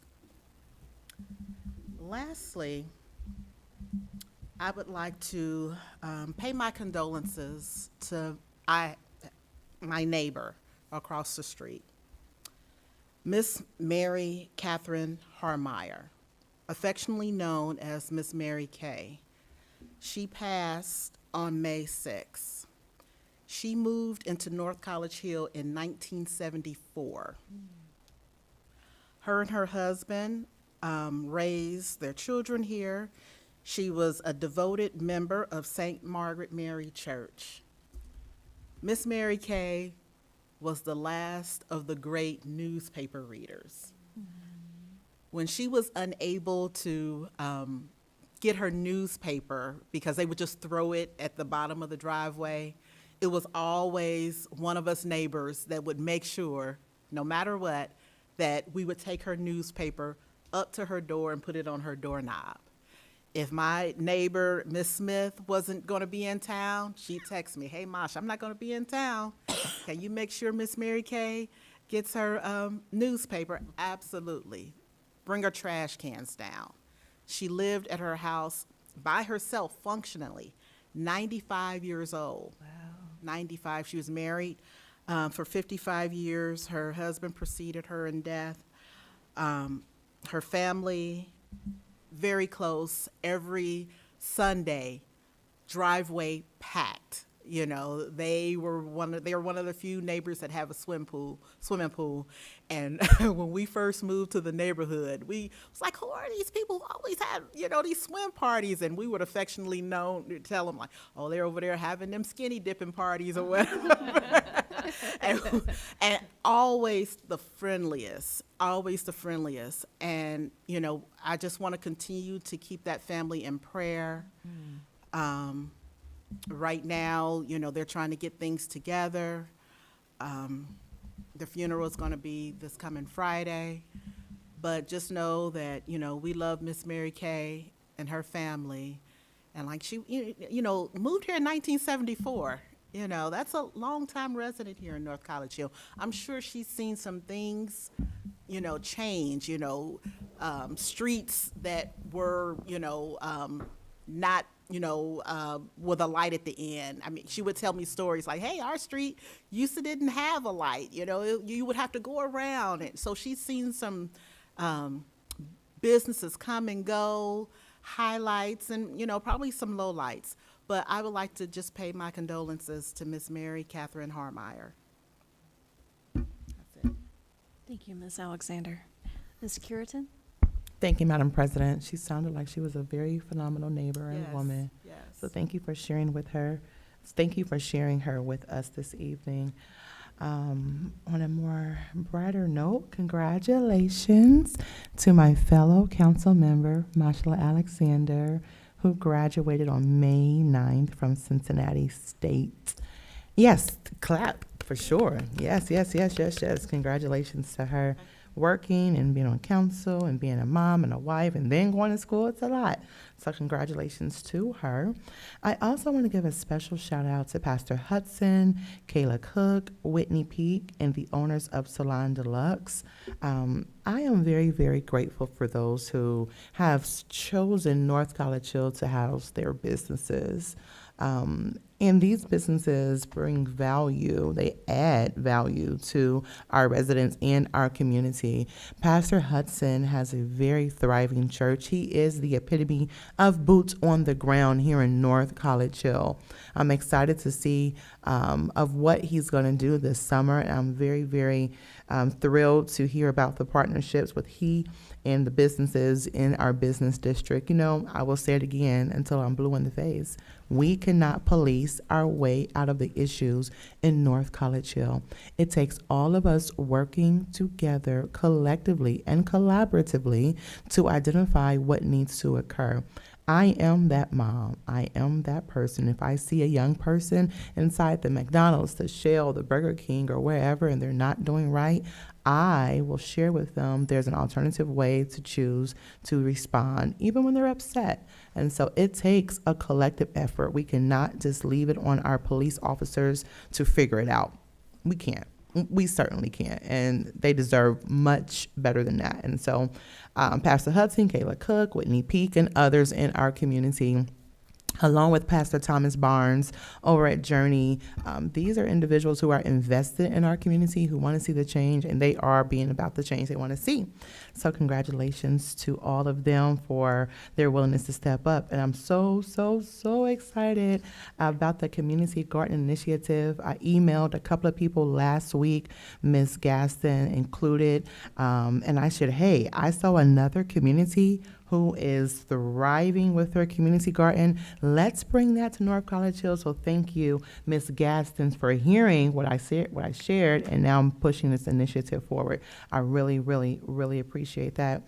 This is Happy EMS Week, and so I don't know if we want to say happy to that, but thank you. Thank you to our EMS who are always working hard around the clock to provide us services of what we need. I know, and I always say this, that if there is a medical issue, if there is a burning house, or if there is something else that's happening, I am not running towards the violence, I'm running away, and they run towards it. So I most certainly appreciate them for their hard work. And as Chief Cheney shared with us, and please charge my head, not my heart, we missed last week with our police department. But you know, one thing I want them to know is that we appreciate them as well. When I saw the 3 officers on Friday get sworn in, I spoke to all of them, those getting sworn in and those who were here, and just said, thank you. Thank you for your hard work. Thank you for your dedication. Thank you for your commitment to where we live, work, and where we play. On last Thursday, North College Hill Senior Center received the Founders Award. So last Thursday was 513 Day in Cincinnati, and the Hamilton County Commissioners, Alicia Reese and Denise Treehouse, presented North College Hill City Center with the Founders Award. So back in October, November of last year, there was a time in which those individuals who receive food stamps and things of that nature, other subsidies, their services were cut and they were just left out there.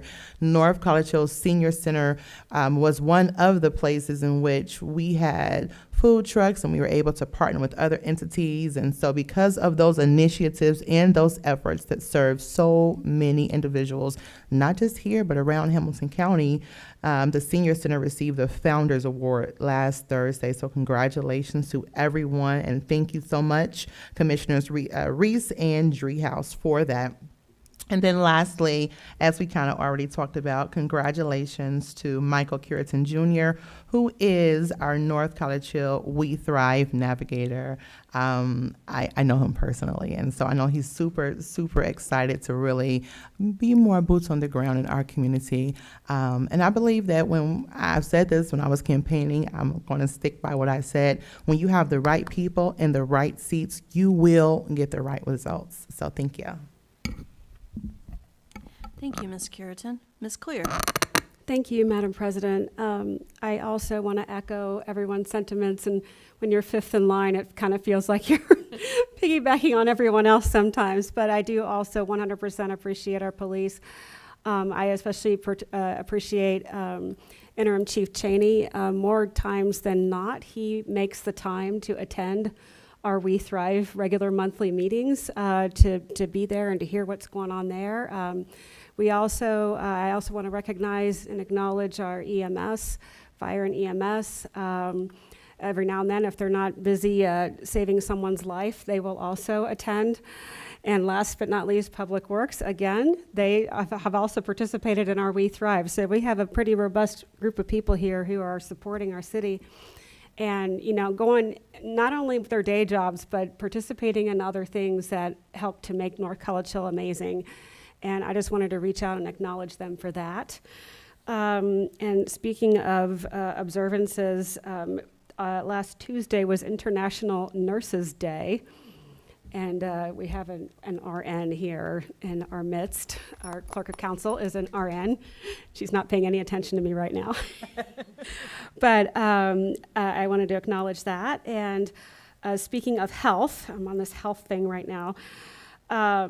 Last Saturday, the 9th, a week ago, the 9th, was the plant sale for the Beautification Activities Committee, but it was at Journey Church where they had a free health fair for the community that they were offering that day as well. And I walked around there, and they had some really good vendors representing a lot of different services in the area. And there was one gentleman who publishes children's books and books for teenagers on how to deal with stress and how to de-escalate and how to learn different, when it's age appropriate, to learn different ways of handling different situations. A lot of families struggle with communication just internally. And so he had some resources for that as well that I was really, really impressed with. I cannot think of his name off the top of my head. And there was another gentleman who was running a booth that I thought had, and some of you may have seen these before, but they were new to me, but he had these covers that you can put on glassware to put a straw through. So if you're out and you are in a situation where you don't know that someone might try to put something in your drink, they have these covers that you can take with you and put over your drink, and they're nice, they're festive looking, and I'm like, that is a great idea. We need to. It's sad on one hand that we even have to think of those things, but the fact that there's solutions out there, maybe somebody might benefit from knowing that and find those solutions for themselves. And also just to piggyback on alternate ways of speaking to our youth sometimes when we see them out and about in the community. I mentioned the chronic stress thing before. I have generalized anxiety, but if I hear children screaming, for some reason it's triggering for me. So, and I know kids love to scream when they play. And so kids out front, I know almost all the names of the kids on my street anyway. They're adorable, but they were out front. I saw somebody was screaming. I'm like, oh, my first thought is, what's wrong? So I go outside, and some people would yell at them, hey, keep it down out there, whatever. I go out there and I'm like, is everything okay? Does somebody need help? And every now and then, somebody needs help, you know? So instead of just assuming that they're just misbehaving, somebody, not this past time, but other times, somebody has needed help, and they were legitimately calling for help. So I asked them that. I'm like, you know, you kids, I love y'all. And then when I was walking back to the house, the one young man, I'm going to call him a young man because he was not little. He's probably in a middle school age. He came up and he thanked me. He's like, thank you for checking on us. I really appreciate that. Awesome. That really means a lot. I'm like, you are just amazing. You're my new favorite middle schooler. But just, you know, just engage with them in a way that builds a relationship. And that's all I wanted to say on that piece. So Madam that's all I have to say. Madam President. Ms. Gaston. So, Ms. Clear mentioned that there was a man that ran a booth. His name is Randall Daniels, and his website is bobothechamp.org. And I did buy the conversation cards, and I was going to talk about him next week. So, his name is Randall. Thank you. You're welcome. Thank you, Ms. Clear. Ms. Chichester. Awesome. Sorry, I forget I move this thing sometimes. First off, I wanted to say I don't mind a little rain, so I'll be out there in the parade. And to quarterback on what everyone else is saying about about the Memorial Day parade, I want to make sure, give me a second, I lost my notes here, that we honor the men and women of our military who gave their lives while serving our country. And that is the reason for the parade, to honor, reflect, and remember. And also, want to make a little correction, Ms. Curitan. I want to give credit where credit is due. We partner, the reason we were honored, with the 513-Day Award on Wednesday was because we partnered with Love in Action Mobile Pantry. Yes, that was a difficult time when the SNAP benefits were paused. And I remember the county, the commissioners, there 3 commissioners, gave money to pantries, right? We don't have a local pantry that's open to the residents. There's one in the school for the students, but there isn't one currently for residents. So they were giving grant money to be able to go out into the communities to provide food for residents who were impacted with that. And that's why Love in Action came to our community and was able to serve the community not only with just the food giveaway, we also had the 513 bus here with the services of blood pressure and just helping and connecting resources to the residents. I remember I gave the update back then of how many services, but I'll resend it out if you guys are interested in reviewing how many services were given out that day. I'm sure I have that in my email. And I remember I'm going to send out the We Thrive information. And Ms. Alexander, just to recap, you're only donating, not volunteering for the. Only donating. Thought I'd just slide that again. And Third time's a charm. I thought maybe she'd forget. But congratulations to you. Thank you. You're welcome. And congratulations to all the North College Hill graduates this week. Yes, I'm so proud of all of you guys. They are an amazing group. So that's it for me. Thank you for that clarification. You're welcome. Thank you, Ms. Chichester. Okay, let's move on to further remarks from the 2 members of our audience. Okay. Linda Stagman, Waltham Avenue. Just two things about the parade. A friend of mine told me that her brother wanted to get in the parade and there was going to be a $50 fee. And the other thing is the route, if you can reveal the route at this time. I can email it to you. I'm sorry? I can email it to you.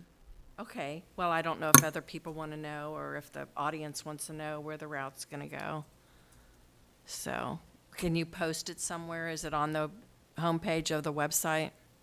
It is not on the homepage of the website, and typically we don't post the Well, it's routes. just a way to get out there. It's a safety issue. Oh, well, it was always consistent. It went the same way every year. Yes, and so since then, we've had big crowd, attacks on crowds, and so those kinds of things have changed, barriers, how do we police around those events, so I don't mind sending it out singularly. Okay. Thank you. Sure. And then, are all the participants in the parade asked to pay a $50 fee? Not all of them. It's been waived for our council members. So But everybody else is businesses- paying a fee? Businesses and nonprofit organizations are also not paying. Thank you.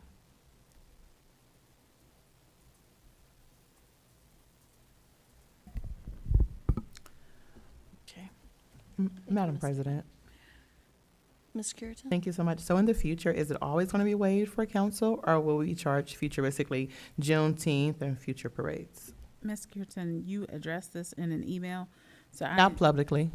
Okay, so are you asking me to make an announcement about it? That's correct, because it's kind of, if we want to have this discussion, I prefer not, but it's a simple question for you to ask, and there is question and concern if council members will be charged to participate in a parade.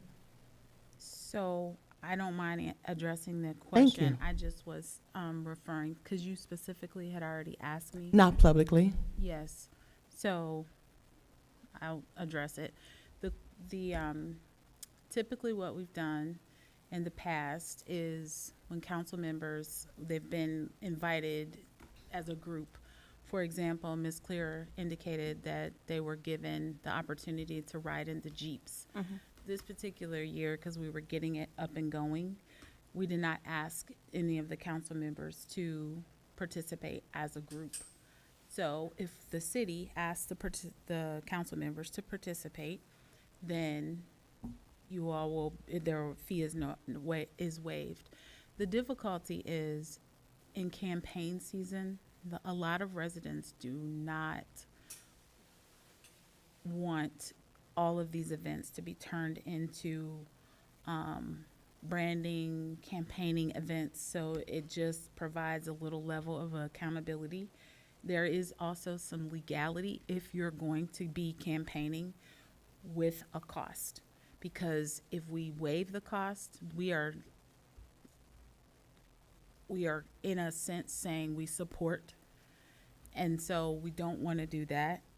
And so that's the kind of foundation for the decision, to make sure that we are holding people accountable. This year, and maybe holding accountable is not the right terminology or language that I want to express. It is more about making sure that if you are campaigning in a space where there is a public audience, that you are paying to participate. It is a tradition that all other cities also do.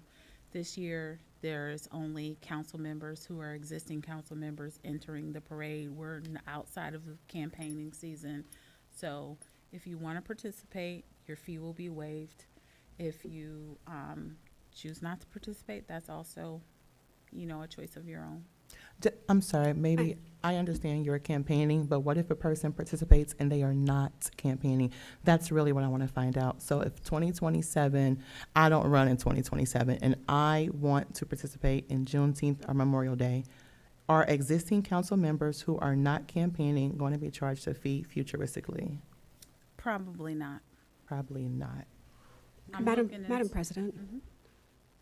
Ms. Claire? I just feel like it's important to set the context. Historically, we have not charged at all for the parade. So this is a change. So But if we were to include any city dignitaries who are current city dignitaries, I can't imagine that why we would charge. But then again, that's an administrative thing. But if you are registering as the committee to elect so-and-so, that's a registration as the committee to elect so-and-so. But as a member of the city who's a dignitary of the city, to pay. In the email. Well, I'm not on her email, so that's why I'm asking the question now. I mean, even if it is a campaign year, we're dignitaries of the city, so I mean, unless somebody's registering as the committee to elect so-and-so, my 2 cents is that city dignitaries should not be charged. But that is not an administrative decision. That is my opinion as a council person, that if I'm in a public event representing as a part of an organization representing the city in that capacity, that to me is that should not be a charge for that. That's Madam my President. opinion. Also, too, just to kind of Madam add President. one question, Okay. but just to add in, because I was on council previously, and we were never charged, whether it was a campaign year or not campaign year. If you were on city council, you were not charged. That'd be like charging the fire department. Yeah, we're city employees. I mean, that makes no sense to me. Ms. Chichester, I think you were. Yes. So if you're in a parade and you're representing your current capacity, right? Mhm. If you're in there and I'm Councilwoman Chichester, and your signage just says you're representing your current role, but it would be kind of a disadvantage if someone is currently not on council and your signage says vote or reelect in that manner, and then someone who is not on council, what is the rule or, stipulation between that person being able to be in the parade? Are they going to be charged, and is that fair that someone in the current role gets to have that advertisement? But if you're representing your current role, I think it's fair if you're just saying, hey, I'm Councilwoman Ms. Alexander, and I'm, in the parade. But if you have this signage and advertising to reelect and vote, I think that is unfair to someone else you may be campaigning against.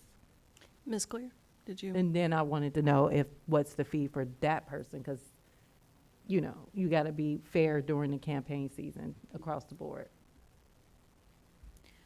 Madam President. Ms. Clear. I think when I said if the registrant is the committee to elect so-and-so and that committee is paying for the campaign fee, then campaign, according to whatever. But it doesn't matter if you're a sitting council person, if I am just wearing my North College Hill t-shirt and nothing else, and I'm just a council person so-and-so, the fact that I would happen to be on the ballot in November, I'm not campaigning. I am here with the other people who are part of the current governing body. Exactly what I was saying, yeah. In your But current- if it's a campaign committee that's registering, I think Madam different story. President, Yeah. Madam Mayor.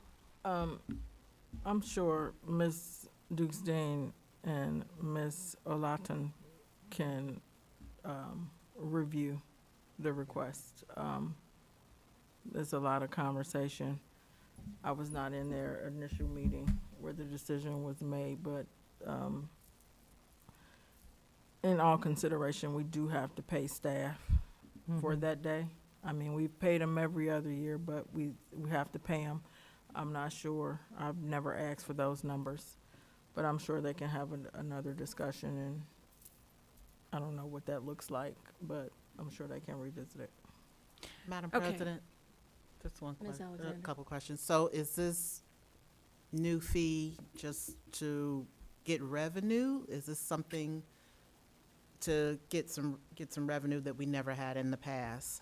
And like you were saying, if you're registering under the committee, like in the past, when I've been in the parade, I wore a T-shirt that just says NCH Council Mashallah Alexander. Don't say vote for her, re-elect, just said my title. And now that we're in cars that don't have any type of signage, how is anybody going to know who I am? I mean, would that T-shirt be in violation? Doesn't say vote, doesn't say reelect, because somebody might not know who I am. Yeah, I think that's fair. I don't think it's in violation. if And you have on so T-shirt. is it, first question, is it just something that we knew, to get additional revenue? Because you said, we do have to pay the staff. So is this something kind of like to offset? It could offset. I don't think it's making that much. Right, $50 for Where- a few people. I don't think it's making that much. Unless we like the Macy's parade. I don't know what they charge. Madam President, Ms. Dukestein? so it's not to offset the cost of the parade. It definitely costs us more in staff. So the police officers and firefighters and any staff, Public Works, they are being paid. They're hourly employees. They're being paid to work the parade. So it is not the same as council members coming out. Yours Council is members. overtime. Yes, is actually overtime. So Double. It's double time. depending on their contract. She said double. So, Yes. And it wasn't before? Or? And so it Just was ate the before. cost. Okay. And so just because we've historically, I think Ms. Kirton uses this saying all the time, new city, new dawn, new day, whatever, however it goes. And so just because we've always done something doesn't mean that we continue to do something. And I will tell you that parades across other cities, they do actually charge a little small fee for participants.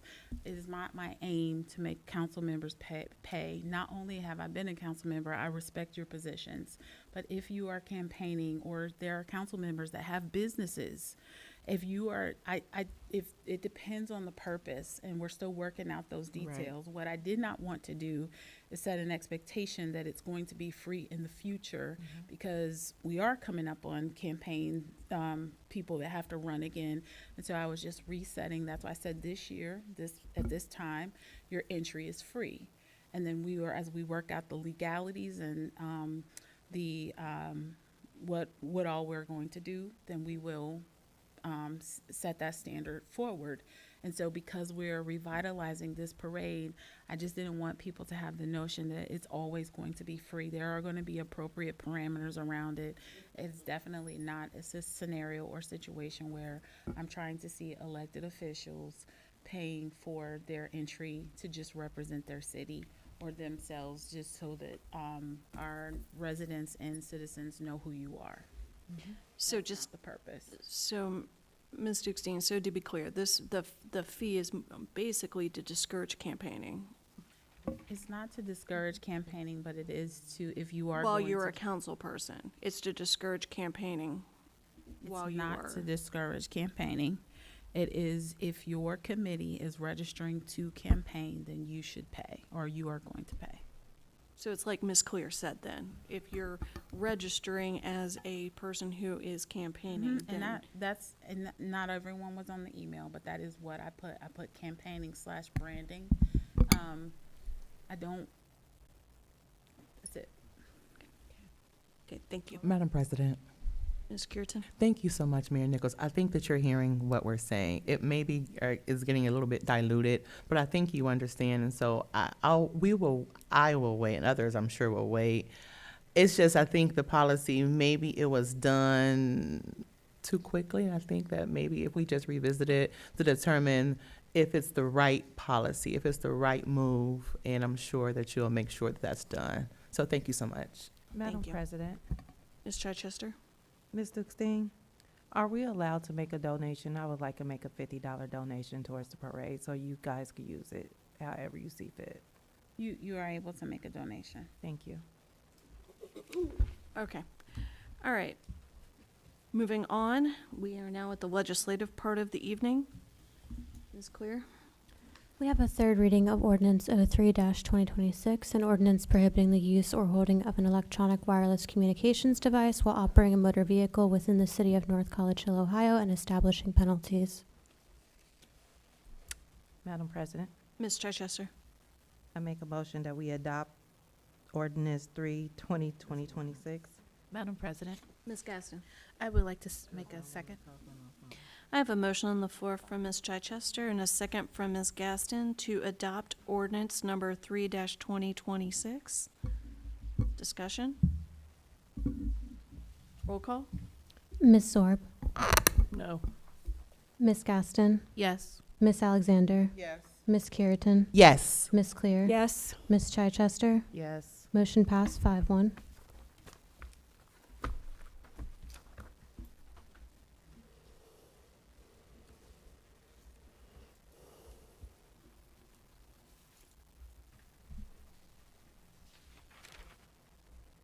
We have a second reading of Resolution 08-2026, a resolution to certify assessments to the county auditor for placement on the tax duplicate.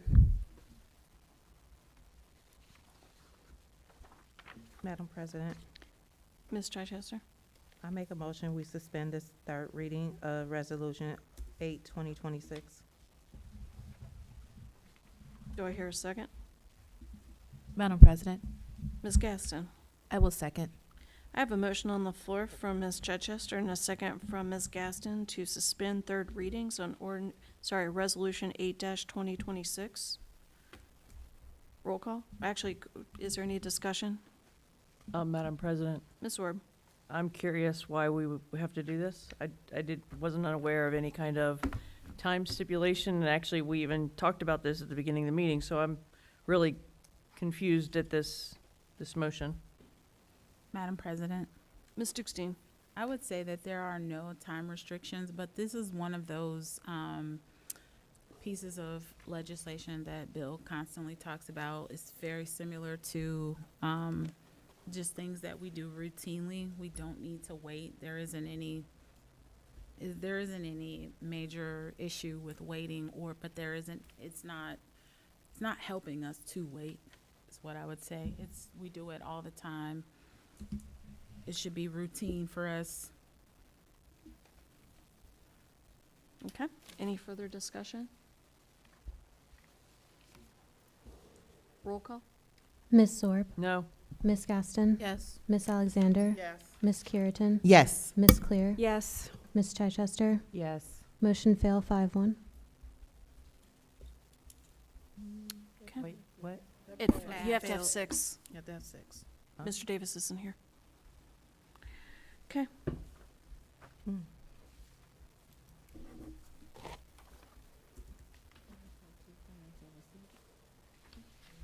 All right, we have a first reading of Ordinance 04-2026, an ordinance establishing a municipal policy prohibiting payment of cyber ransom demands and declaring an emergency. Madam President, Ms. Clear? I wanted to give some background on this. We had discussed this in committee, the Rules and Public Policy Committee. I believe it was introduced in April initially.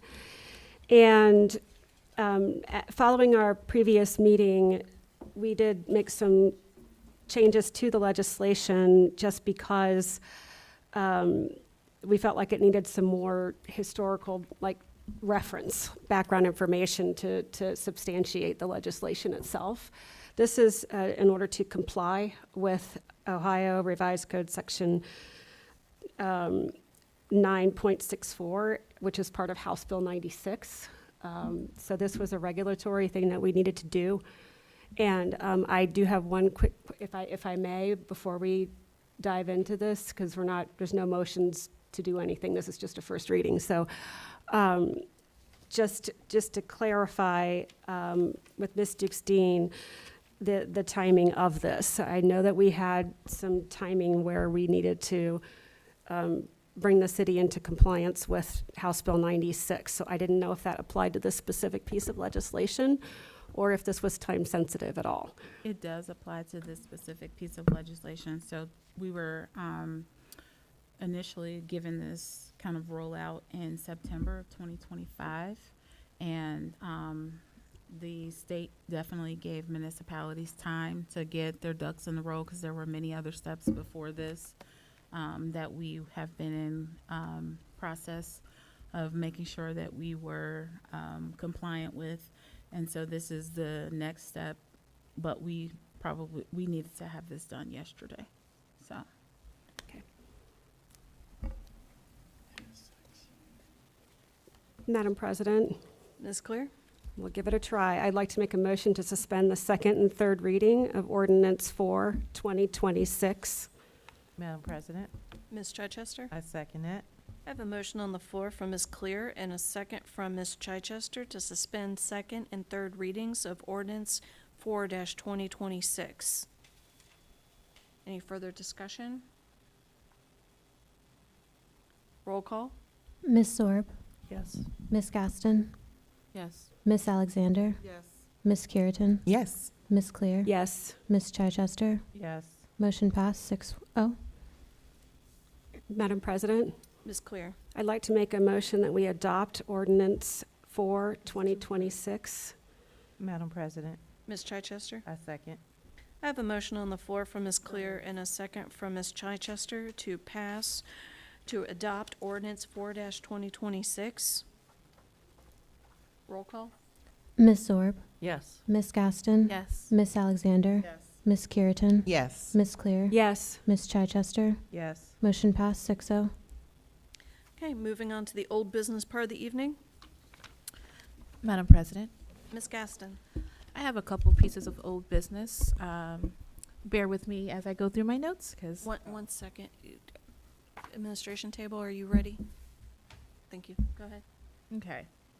So I have a couple pieces. So when we talk about the outdoor fitness, we discussed at our last CCDR meeting that the location was going to change. Has the location been locked in? Have we consulted the family that owns that park to see if they are okay with us putting that outdoor fitness center over in that area? Where are we with the location? You said the family that owns the park? Mm-hmm. The city Shaper? owns the park. We own the park. Yes, my apologies, but it was in honor of them. Have we consulted them just to get their buy-in so that they are aware that that's going there? If not, that's okay. I didn't just even know wondering. a family was the. It's named There after were. Just somebody. named- Madam she said President. It's named after Hold on one them. second. His son, I think, recently just passed. Yeah, I believe. Schaefer's have been here for a while. Schaefer's. No, we have We not still reached out to owe- them. Oh, we still own it though. Okay. So no, we have not consulted them. And no, I mean, what was the other question? If they were consulted or considered, and if we have officially locked in the location. We have not officially locked in the location. Okay, so are we still up for looking another location for another location? What does that look like? So we're in conversations with the school board, or not the school board, Superintendent Blaylock. Okay. Okay. Cool beans. If we are still in communication, have we considered Veterans Park, since we're doing a lot of updates to Veterans Park? We're getting the new ADA swings, we're getting the ramp, and that's another location that has decent traffic. Would we consider that? So we did consider Veterans Park. We pointed that out to our grantors, and they did not want to put it at Veterans Park. And so since we received dollars from them, we don't have complete buy-in of that. We have to mutually agree to a location. Okay. My next piece of old business is, it was touched on already, but Pius Park. So at the end of the month is when we're looking to have it open so that citizens can hang out there. Okay, so the next thing is I have council, please check your email and tell me your t-shirt sizes. I know there are some people who are super excited about getting a t-shirt. So let's get this moving so that that can be sent out. I'm working with Ms. Dukestein and our HR representative to get that moving. So I appreciate that. And lastly, I have Council's Corner. If you guys have anything that you want to put in Council's Corner, like We Thrive, send it to me so that I can put it together and send it over by Friday. Just a little tidbit. We're going to work on long lost legislation. And this is legislation that has been passed in the past, and people may not be aware that it has been passed, and just kind of bringing it back to say, hey, did you know? A little piece of education for individuals. And that is all that, wait, hold on one second. Okay, sorry. I did want to go back to the parade.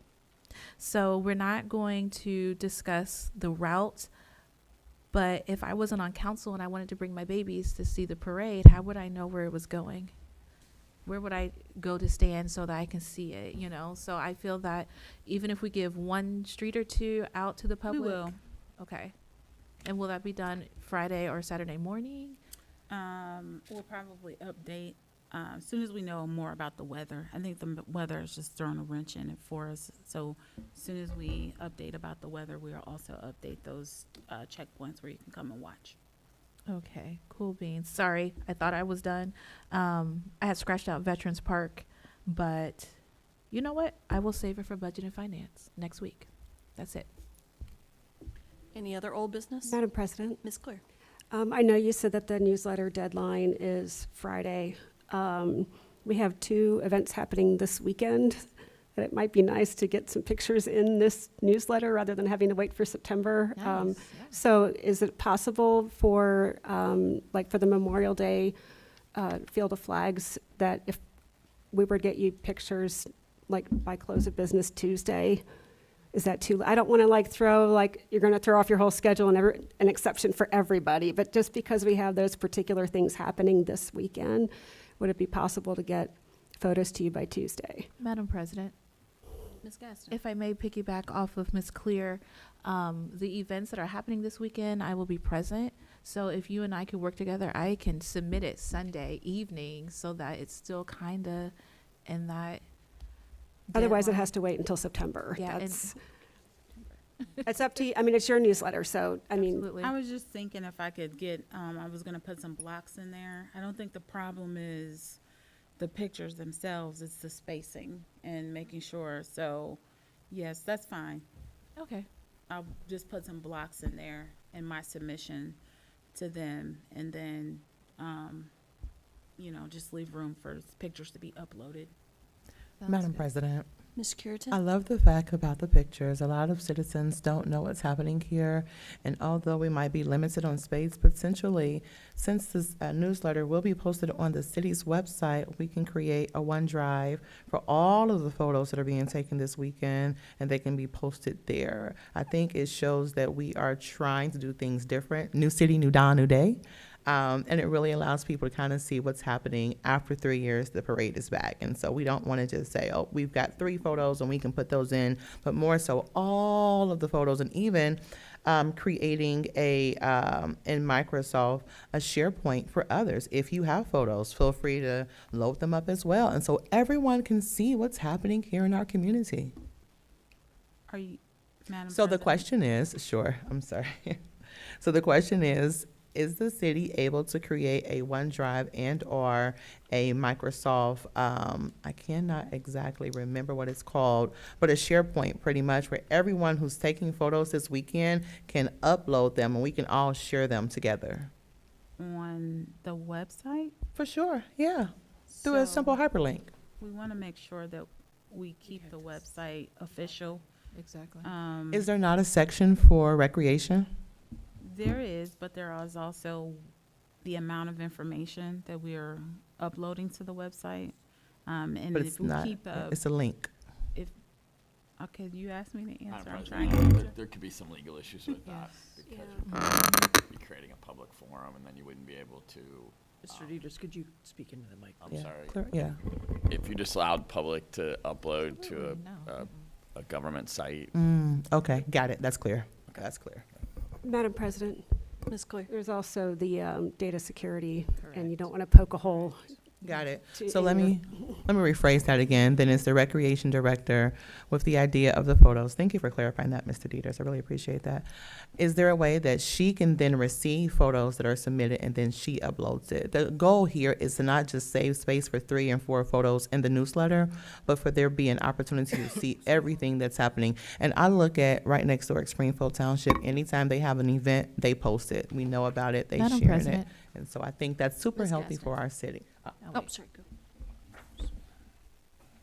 Go ahead. Okay.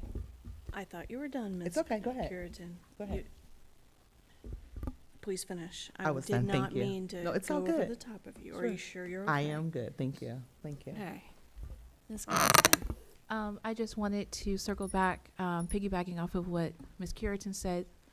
Don't we typically post pictures on our official Facebook page? Yes, Okay, so they will be posted? yes. Okay, thank you. That's all. Madam President, Ms. Clear? I would also like to mention Springfield Township has a part-time communications coordinator on staff, and that's the person who is responsible for taking pictures and posting them to the official pages. Madam So- President, Ms. Alexander? and also you have to be concerned with, you may be taking a picture of what you think is a random scene, Yeah. and then there's somebody's child Yeah, in they there, wouldn't and then want it. especially with children who are in foster homes. right, yeah. You can't, so that can be kind of touchy. Madam President, in that Absolutely. same space, when we posted the pictures of the fall festival, I actually got waivers for the children that were posted on there. That was a lot of work.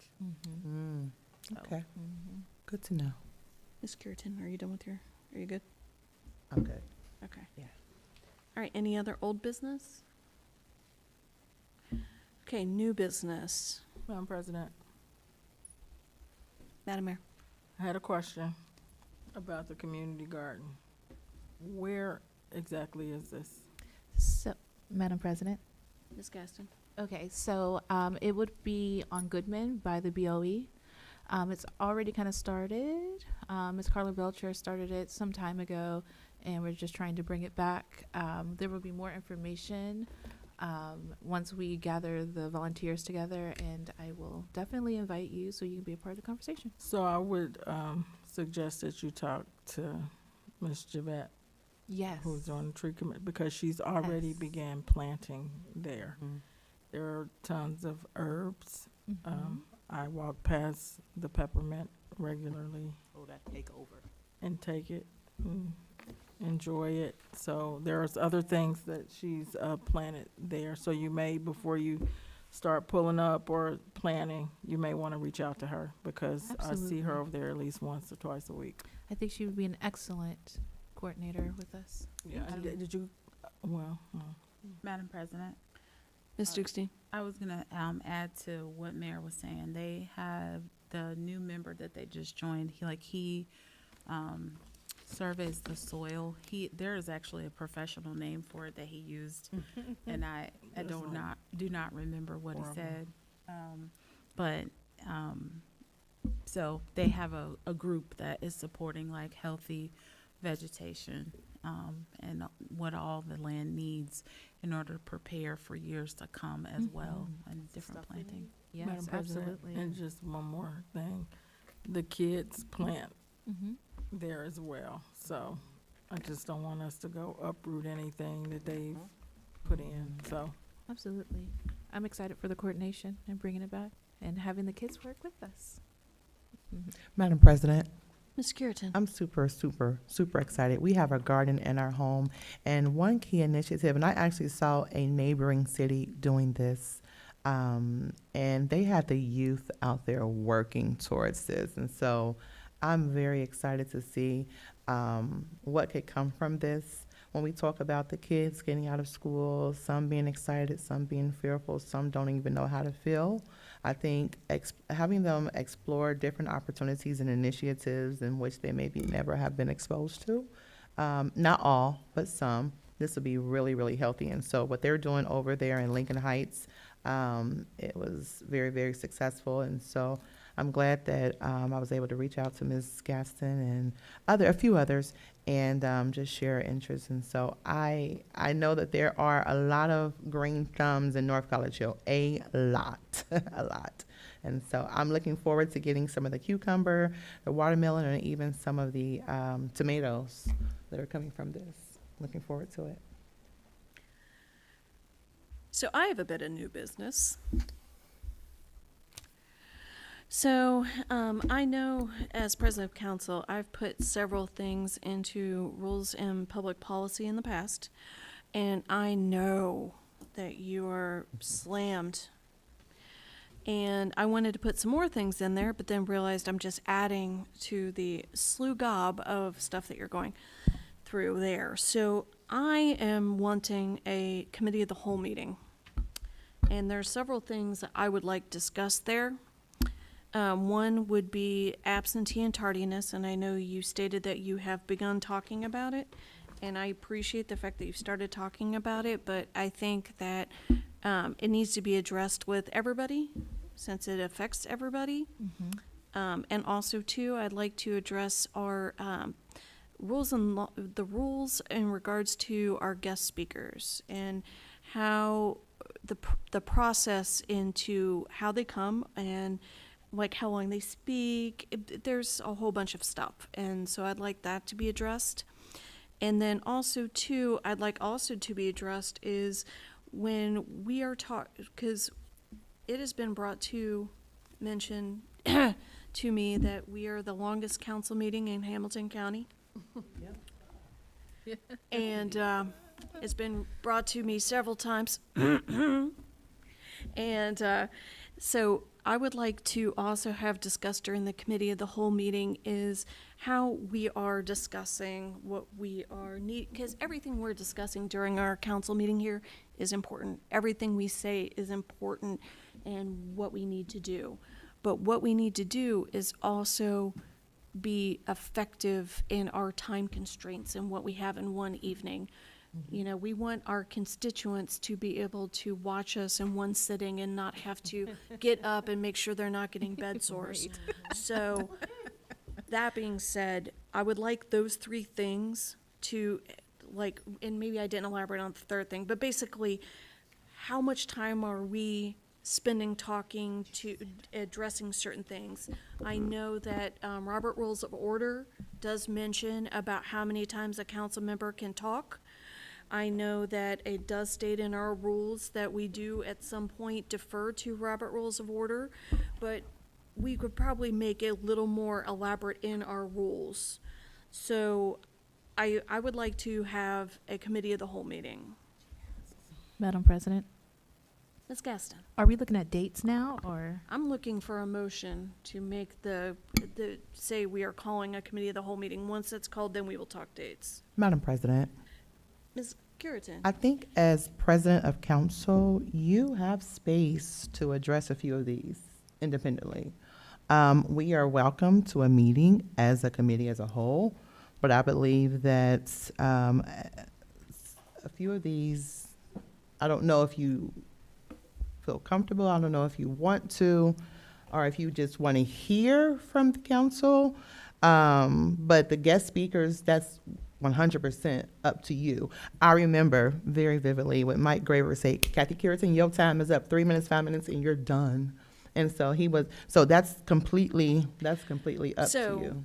I hate to, I'm not going to debate you on this right now, but one of the things, for instance, I spoke to one of our guest speakers that did come in, and I asked them to stay within like a 10-minute time frame, and the guest speaker came back and said, I'm unable to do that because I have a half an hour presentation. So no, this is not something that can just be me, and it is something that needs to be outlined in our rules of council, because in our rules of council, it does mention how long the public can speak and what they need to do, but it is not outlined as to what the rules are for the guest speakers. So no, I disagree with that. It does need to be. And also too, tardiness and absenteeism is in our rules, but there's not any details as to what we are doing with Madam that. President, Ms. Gaston. I would like to make a motion to call a committee or a council of a whole Okay, I have a meeting. motion on the floor from Ms. Gaston. Do I have a second? I'll Madam second. Nope, sorry. I have I was going to say, Madam President, I'll second that. oh, okay. Did you technically come before? She went the proper way. I did not. Okay. Hold on one second. I apologize. I'm just writing this down. I have a motion on the floor from Ms. Gaston and a second from Ms. Clear to call a committee of the whole meeting. Discussion? Dates, please. And are we looking before we get into summer session? Or, excuse me, Madam President, forgive me. Yes. Thank you. The date I'm looking for is this Thursday. That's a CIC meeting. Madam President, there's already a meeting here, unless you want to meet before or after. All right, so we have a secondary date. So the 26th is the day after Memorial Day, and that's committee night. How about the 28th, which is that following Thursday? Madam President, Ms. Curitan? that doesn't work for me. How about everyone else? Doesn't work for me. Okay. the day before, which would be a Wednesday, which would be the 27th.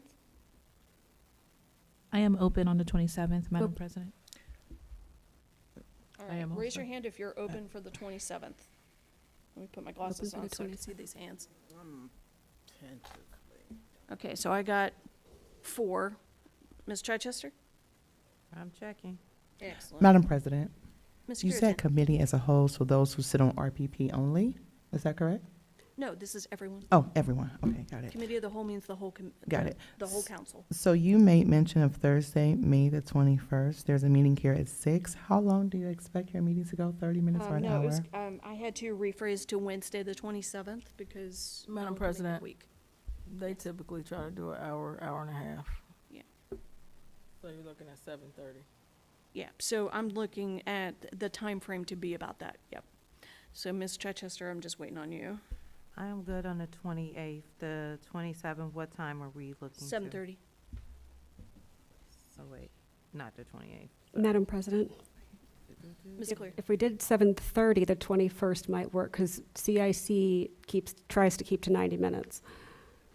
Okay. I'm sorry. That's Okay. what she was trying to clarify. apologize. Yes, CIC would be at 6. Sorry, we were on the phone, okay. All right, can we That rephrase? works. Can everybody raise your hand if you can do the 21st at 7:30? Give me a second, I got 3 calendars to check. No problem, you keep counting. You're right. Ms. Alexander, was that a negative? That is Okay, a negative. all right. What date are we on now? We're looking at the 21st. We're jumping all around the calendar. I apologize for that. Madam President, Ms. Curitan? Miss Alexander, what date would work well? I know we said the 21st and 27th. Wait, this has come up quick. Mm-hmm, yeah. I got dentist appointment. Madam President, Before I would like to hear, because there were 3 dates that were given and Miss Alexander could not. So I want to hear what dates would work for you, and then we can see if it works for a majority. The 29th. Works for me. Ms. Chichester, can you pivot over there and look at the 29th as well? Yeah, Yes, I will not be Give me a present. second, I'm on the 29th now. I'll be there.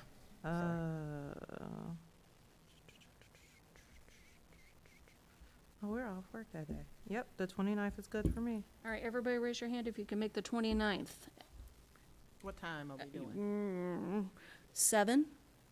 29th at 7? Admin table, is the, would we have this available at the 29th It's a at Friday. 7? It'd It's be a Friday, the end of the month. Who do you have? Are you Is there a I'm party? asking the availability of the, of Oh, the I city. don't know. We don't have the calendar to see if it's rented out. What I can do We is can- check tomorrow and then send you an email. That'd be great. Okay, so Madam President, do you have a date? I don't want to interrupt your date process. right now, we are about 95% sure that we're going with the 29th. I was just going to make a suggestion when you meet for that. Yes, I would take a look at your council rules yes, that's what we're gonna do. in 2 respects. One is, I go to a lot of these meetings in a lot of different places, and we have quite a bit more in our agenda than other places do. Like, two opportunities for the public to speak, that's kind of unusual. Okay, Call of members is usually a little unusual. But if you do that, you could limit it to a certain amount of time for each council person. 'Cause I tend to get involved in discussions during the call, and it really should just be, you have a few things to say, and that's it. And then, just I would look at also too, if you wanted to keep what you have, which is okay, there's very specific definitions of what should be done during those things that are in your rules. So just be some suggestions for you. thank you, Mr. Dieters. Madam Okay. Chair, President, just to piggyback off of that, sometimes they combine the reports, the council reports with call of members. So you get 5 minutes to give whatever your committee report is, and then any other announcements, something like that. Well, So, yeah. we can discuss that during that time. ICRC, Shelby, can you check to see if you would be available to come on the 29th? Okay, so tentatively, Madam- unless I hear back from the admin May Yeah. 29th. Perfect. Madam President, is there a way that it could be reviewed prior to our meeting, just to make sure that we're not reinventing the wheel? I can send out an And, agenda. you know, that is already there and we just have not really honed in on it. Madam- And then we're, you know, because I don't want this meeting to be to 10 o'clock too. Me neither, no. So That is not my if intent. some homework can be done prior, and then maybe we just need to like really hone in, hey, this is already really addressed here. Let's just hone in on there, stick to it, get that timer going, and there's no leeway. There's no, you know, it is what it is. And then we, you know, won't have to have this meeting so long. So I think that's a very good suggestion. So what I can do is, we can resend out the rules of council, because we have that electronic, and then we can also send out an agenda of basically the items that has been brought up that we'd like to touch upon. That way, you don't have to, like you said, reinvent the wheel. In between now and then, you can look and see those certain sections and review it, just, you know, get it in your head and get a concise opinion. Madam President, Ms. Skirton? you've given a date, but administration has not confirmed that it's available, so will Right. you? That's what I'm getting to right Okay, here. great, thanks. So if the administration comes back and says that the building is not available, we will have to bring this back up probably. Madam President. Maybe have a secondary date. Madam President, Yes. I would like to say that if that date does not work out, the next time we meet is the 1st, which would only be 2 days later. We could try again to establish a date at that point in time. That's fine, That'd but I probably be just don't the- want to go too far into, because summer, you know what I'm saying, I want this, there's a lot of things I think that have been waiting to be discussed, and it's no one's fault, it's just, we have a lot to discuss. So I just don't want to keep moving this down the pike. So how about that? So what we'll do is we're gonna have, right now, we're calling a committee of the whole meeting for the 29th at 7 o'clock. If for any reason it comes back that the building is not available, then we will cancel that, and then we'll readdress at our next council meeting. Madam President, Ms. may I Curitin? make a recommendation in, on the same, laughing because this is a lot, it's 10:07. Ms. Alexander mentioned that we don't want this meeting to be long and lengthy, and most certainly we do not. And so can I make a recommendation that anyone who has any suggestions, modifications, or even redactions from council rules will be able to email that to you at least 48 hours in advance of the meeting, and we will only talk about those topics. I don't think we have to go through the entire packet of council rules, but if we can email you everything we want to talk about, discuss, and, you know, change, you'll know everything that's on the agenda 48 Well, hours in advance. That's why I was saying that I'm going to send out an agenda that's going to be the certain spots on the rules of council we're gonna address. We're not going through the entire thing. We're only going through certain spots. So that's Yeah. what we're doing. I'm gonna send out the agenda with the certain spots that we are going to address that night. I've added in the ones that Mr. Dieter said for us to look at. And then we'll also send out the rules of council electronically again. But what about those other council members who have something they want to change that's in the council rules that you may not know? Is 48 hours enough time for you? Madam yes, President, Sorry. so I want to point out that Mr. Dieters can correct me, but this is a special meeting, so it has to have a very specific agenda. That's right. Very Yep. specific topics. So that 48-hour thing won't work. I think we line this up right now, we decide what we're going to talk about, and we put it in stone. Madam President? You can always have more meetings. Yes, Ms. Yeah, Curitin. what I was going to say is that if we talk about council rules, that's the agenda. Do we have to say we're going to talk about Rule 7.A on the special meeting notice? No, you would be okay. No, we as long don't. as you Thank indicated you. That you were discussing the possibility Thank of you. amending council rules. So that was my point. 48 hours, thank you so much, Mr. Deere. So the 48-hour rule would work because we're talking about our council rules. And then if we want to say within those 48 hours prior to the meeting, we want to talk about 7A, 7B, 9.3, 9C, whatever that is, we can send that to you so that we're not talking about the entire council rules at the meeting. That was my recommendation only. Madam As- President. Madam President, I think- What I'm trying to say is I'm calling the meeting to discuss certain topics in the rules of council, not the entire rule of council. I'm talking about certain sections because I'm calling the meeting that I've seen that need to be discussed. And that is why I'm calling the meeting. Who is next?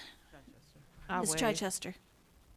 Madam President, I Ms. don't, Dixie. I was not in queue, so if you want to take whoever was.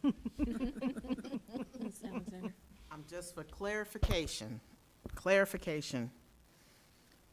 we are only discussing Yes. those things that you have on that pad, nothing else. And all I'm adding. 1, 2, 3. Are you adding other stuff? Madam President, I might suggest that you say that, because I'm looking at this, and it really would be Rule 6 and Rule 7. Rule 6 deals with a lot of the things that you're talking about, like whether you're here, who has the right to the floor, whether you're tardy, those kind of things. And then 7 would be the conduct of the business at the meeting. It's the order of business and then what those things are. So I think if you identified Rule 6 and 7, it's a way to do it with But that doesn't address guest speakers. It would, because it would be That's in the your agenda. your guest speakers is listed in your order of business. Okay. And I think that would be a way to be like specific, but allow for some generality, for some creativity when you're dealing with those issues. Okay. Madam President, Madam Mayor. I can't adjourn, but no. Feel free, Madam I don't know if I missed it or not, Madam if you President. guys could, if it's not in session or if they don't have anything, you can come earlier. I don't know if I missed that portion. I know you're pretty late that's pretty late on a Friday sometimes, but we're usually gone about 5:30 out of here, so. I'm sorry? Speak for yourself. Okay. Madam So- President. I didn't know if you wanted to move your time back, but. Ms. Clear. I would too. I was just trying to clarify where we are with our motion. I thought there was a first and a second already. There was. This was discussion, right? This was just discussion. Gotcha, okay. Madam President, I'm sorry, I just a one tidbit. So in the council rules, like for example, 7.5, it talks about new business. And it kind of identifies the way that not saying that you won't change it, how new business should be used. And so, and I'm not trying to insult anybody, but if we are like doing things like an email, if you're asking me and then we're bringing it out, like just say what it is publicly. I think to ask back and forth kind of adds to the time. And I'm not trying to be snide. I'm really saying like those are spaces where we could probably handle that differently and shorten it. Okay, so we have a motion on the floor, and we've discussed it. Sorry, that wasn't meant to be a slam. That was just being me. Madam President, I do have one additional thing. Sure. Is there any way we can put an end time on this? From 7 to 9, or from Yes. 7 to From midnight? 7 to or from- 9. How about if we establish that, and then we know that we're not messing around when we get here? Okay, 7 to 9 p.m. on the 20. I just made up that day, that timeline. I don't know if that's what you're comfortable with or whatever. Madam President?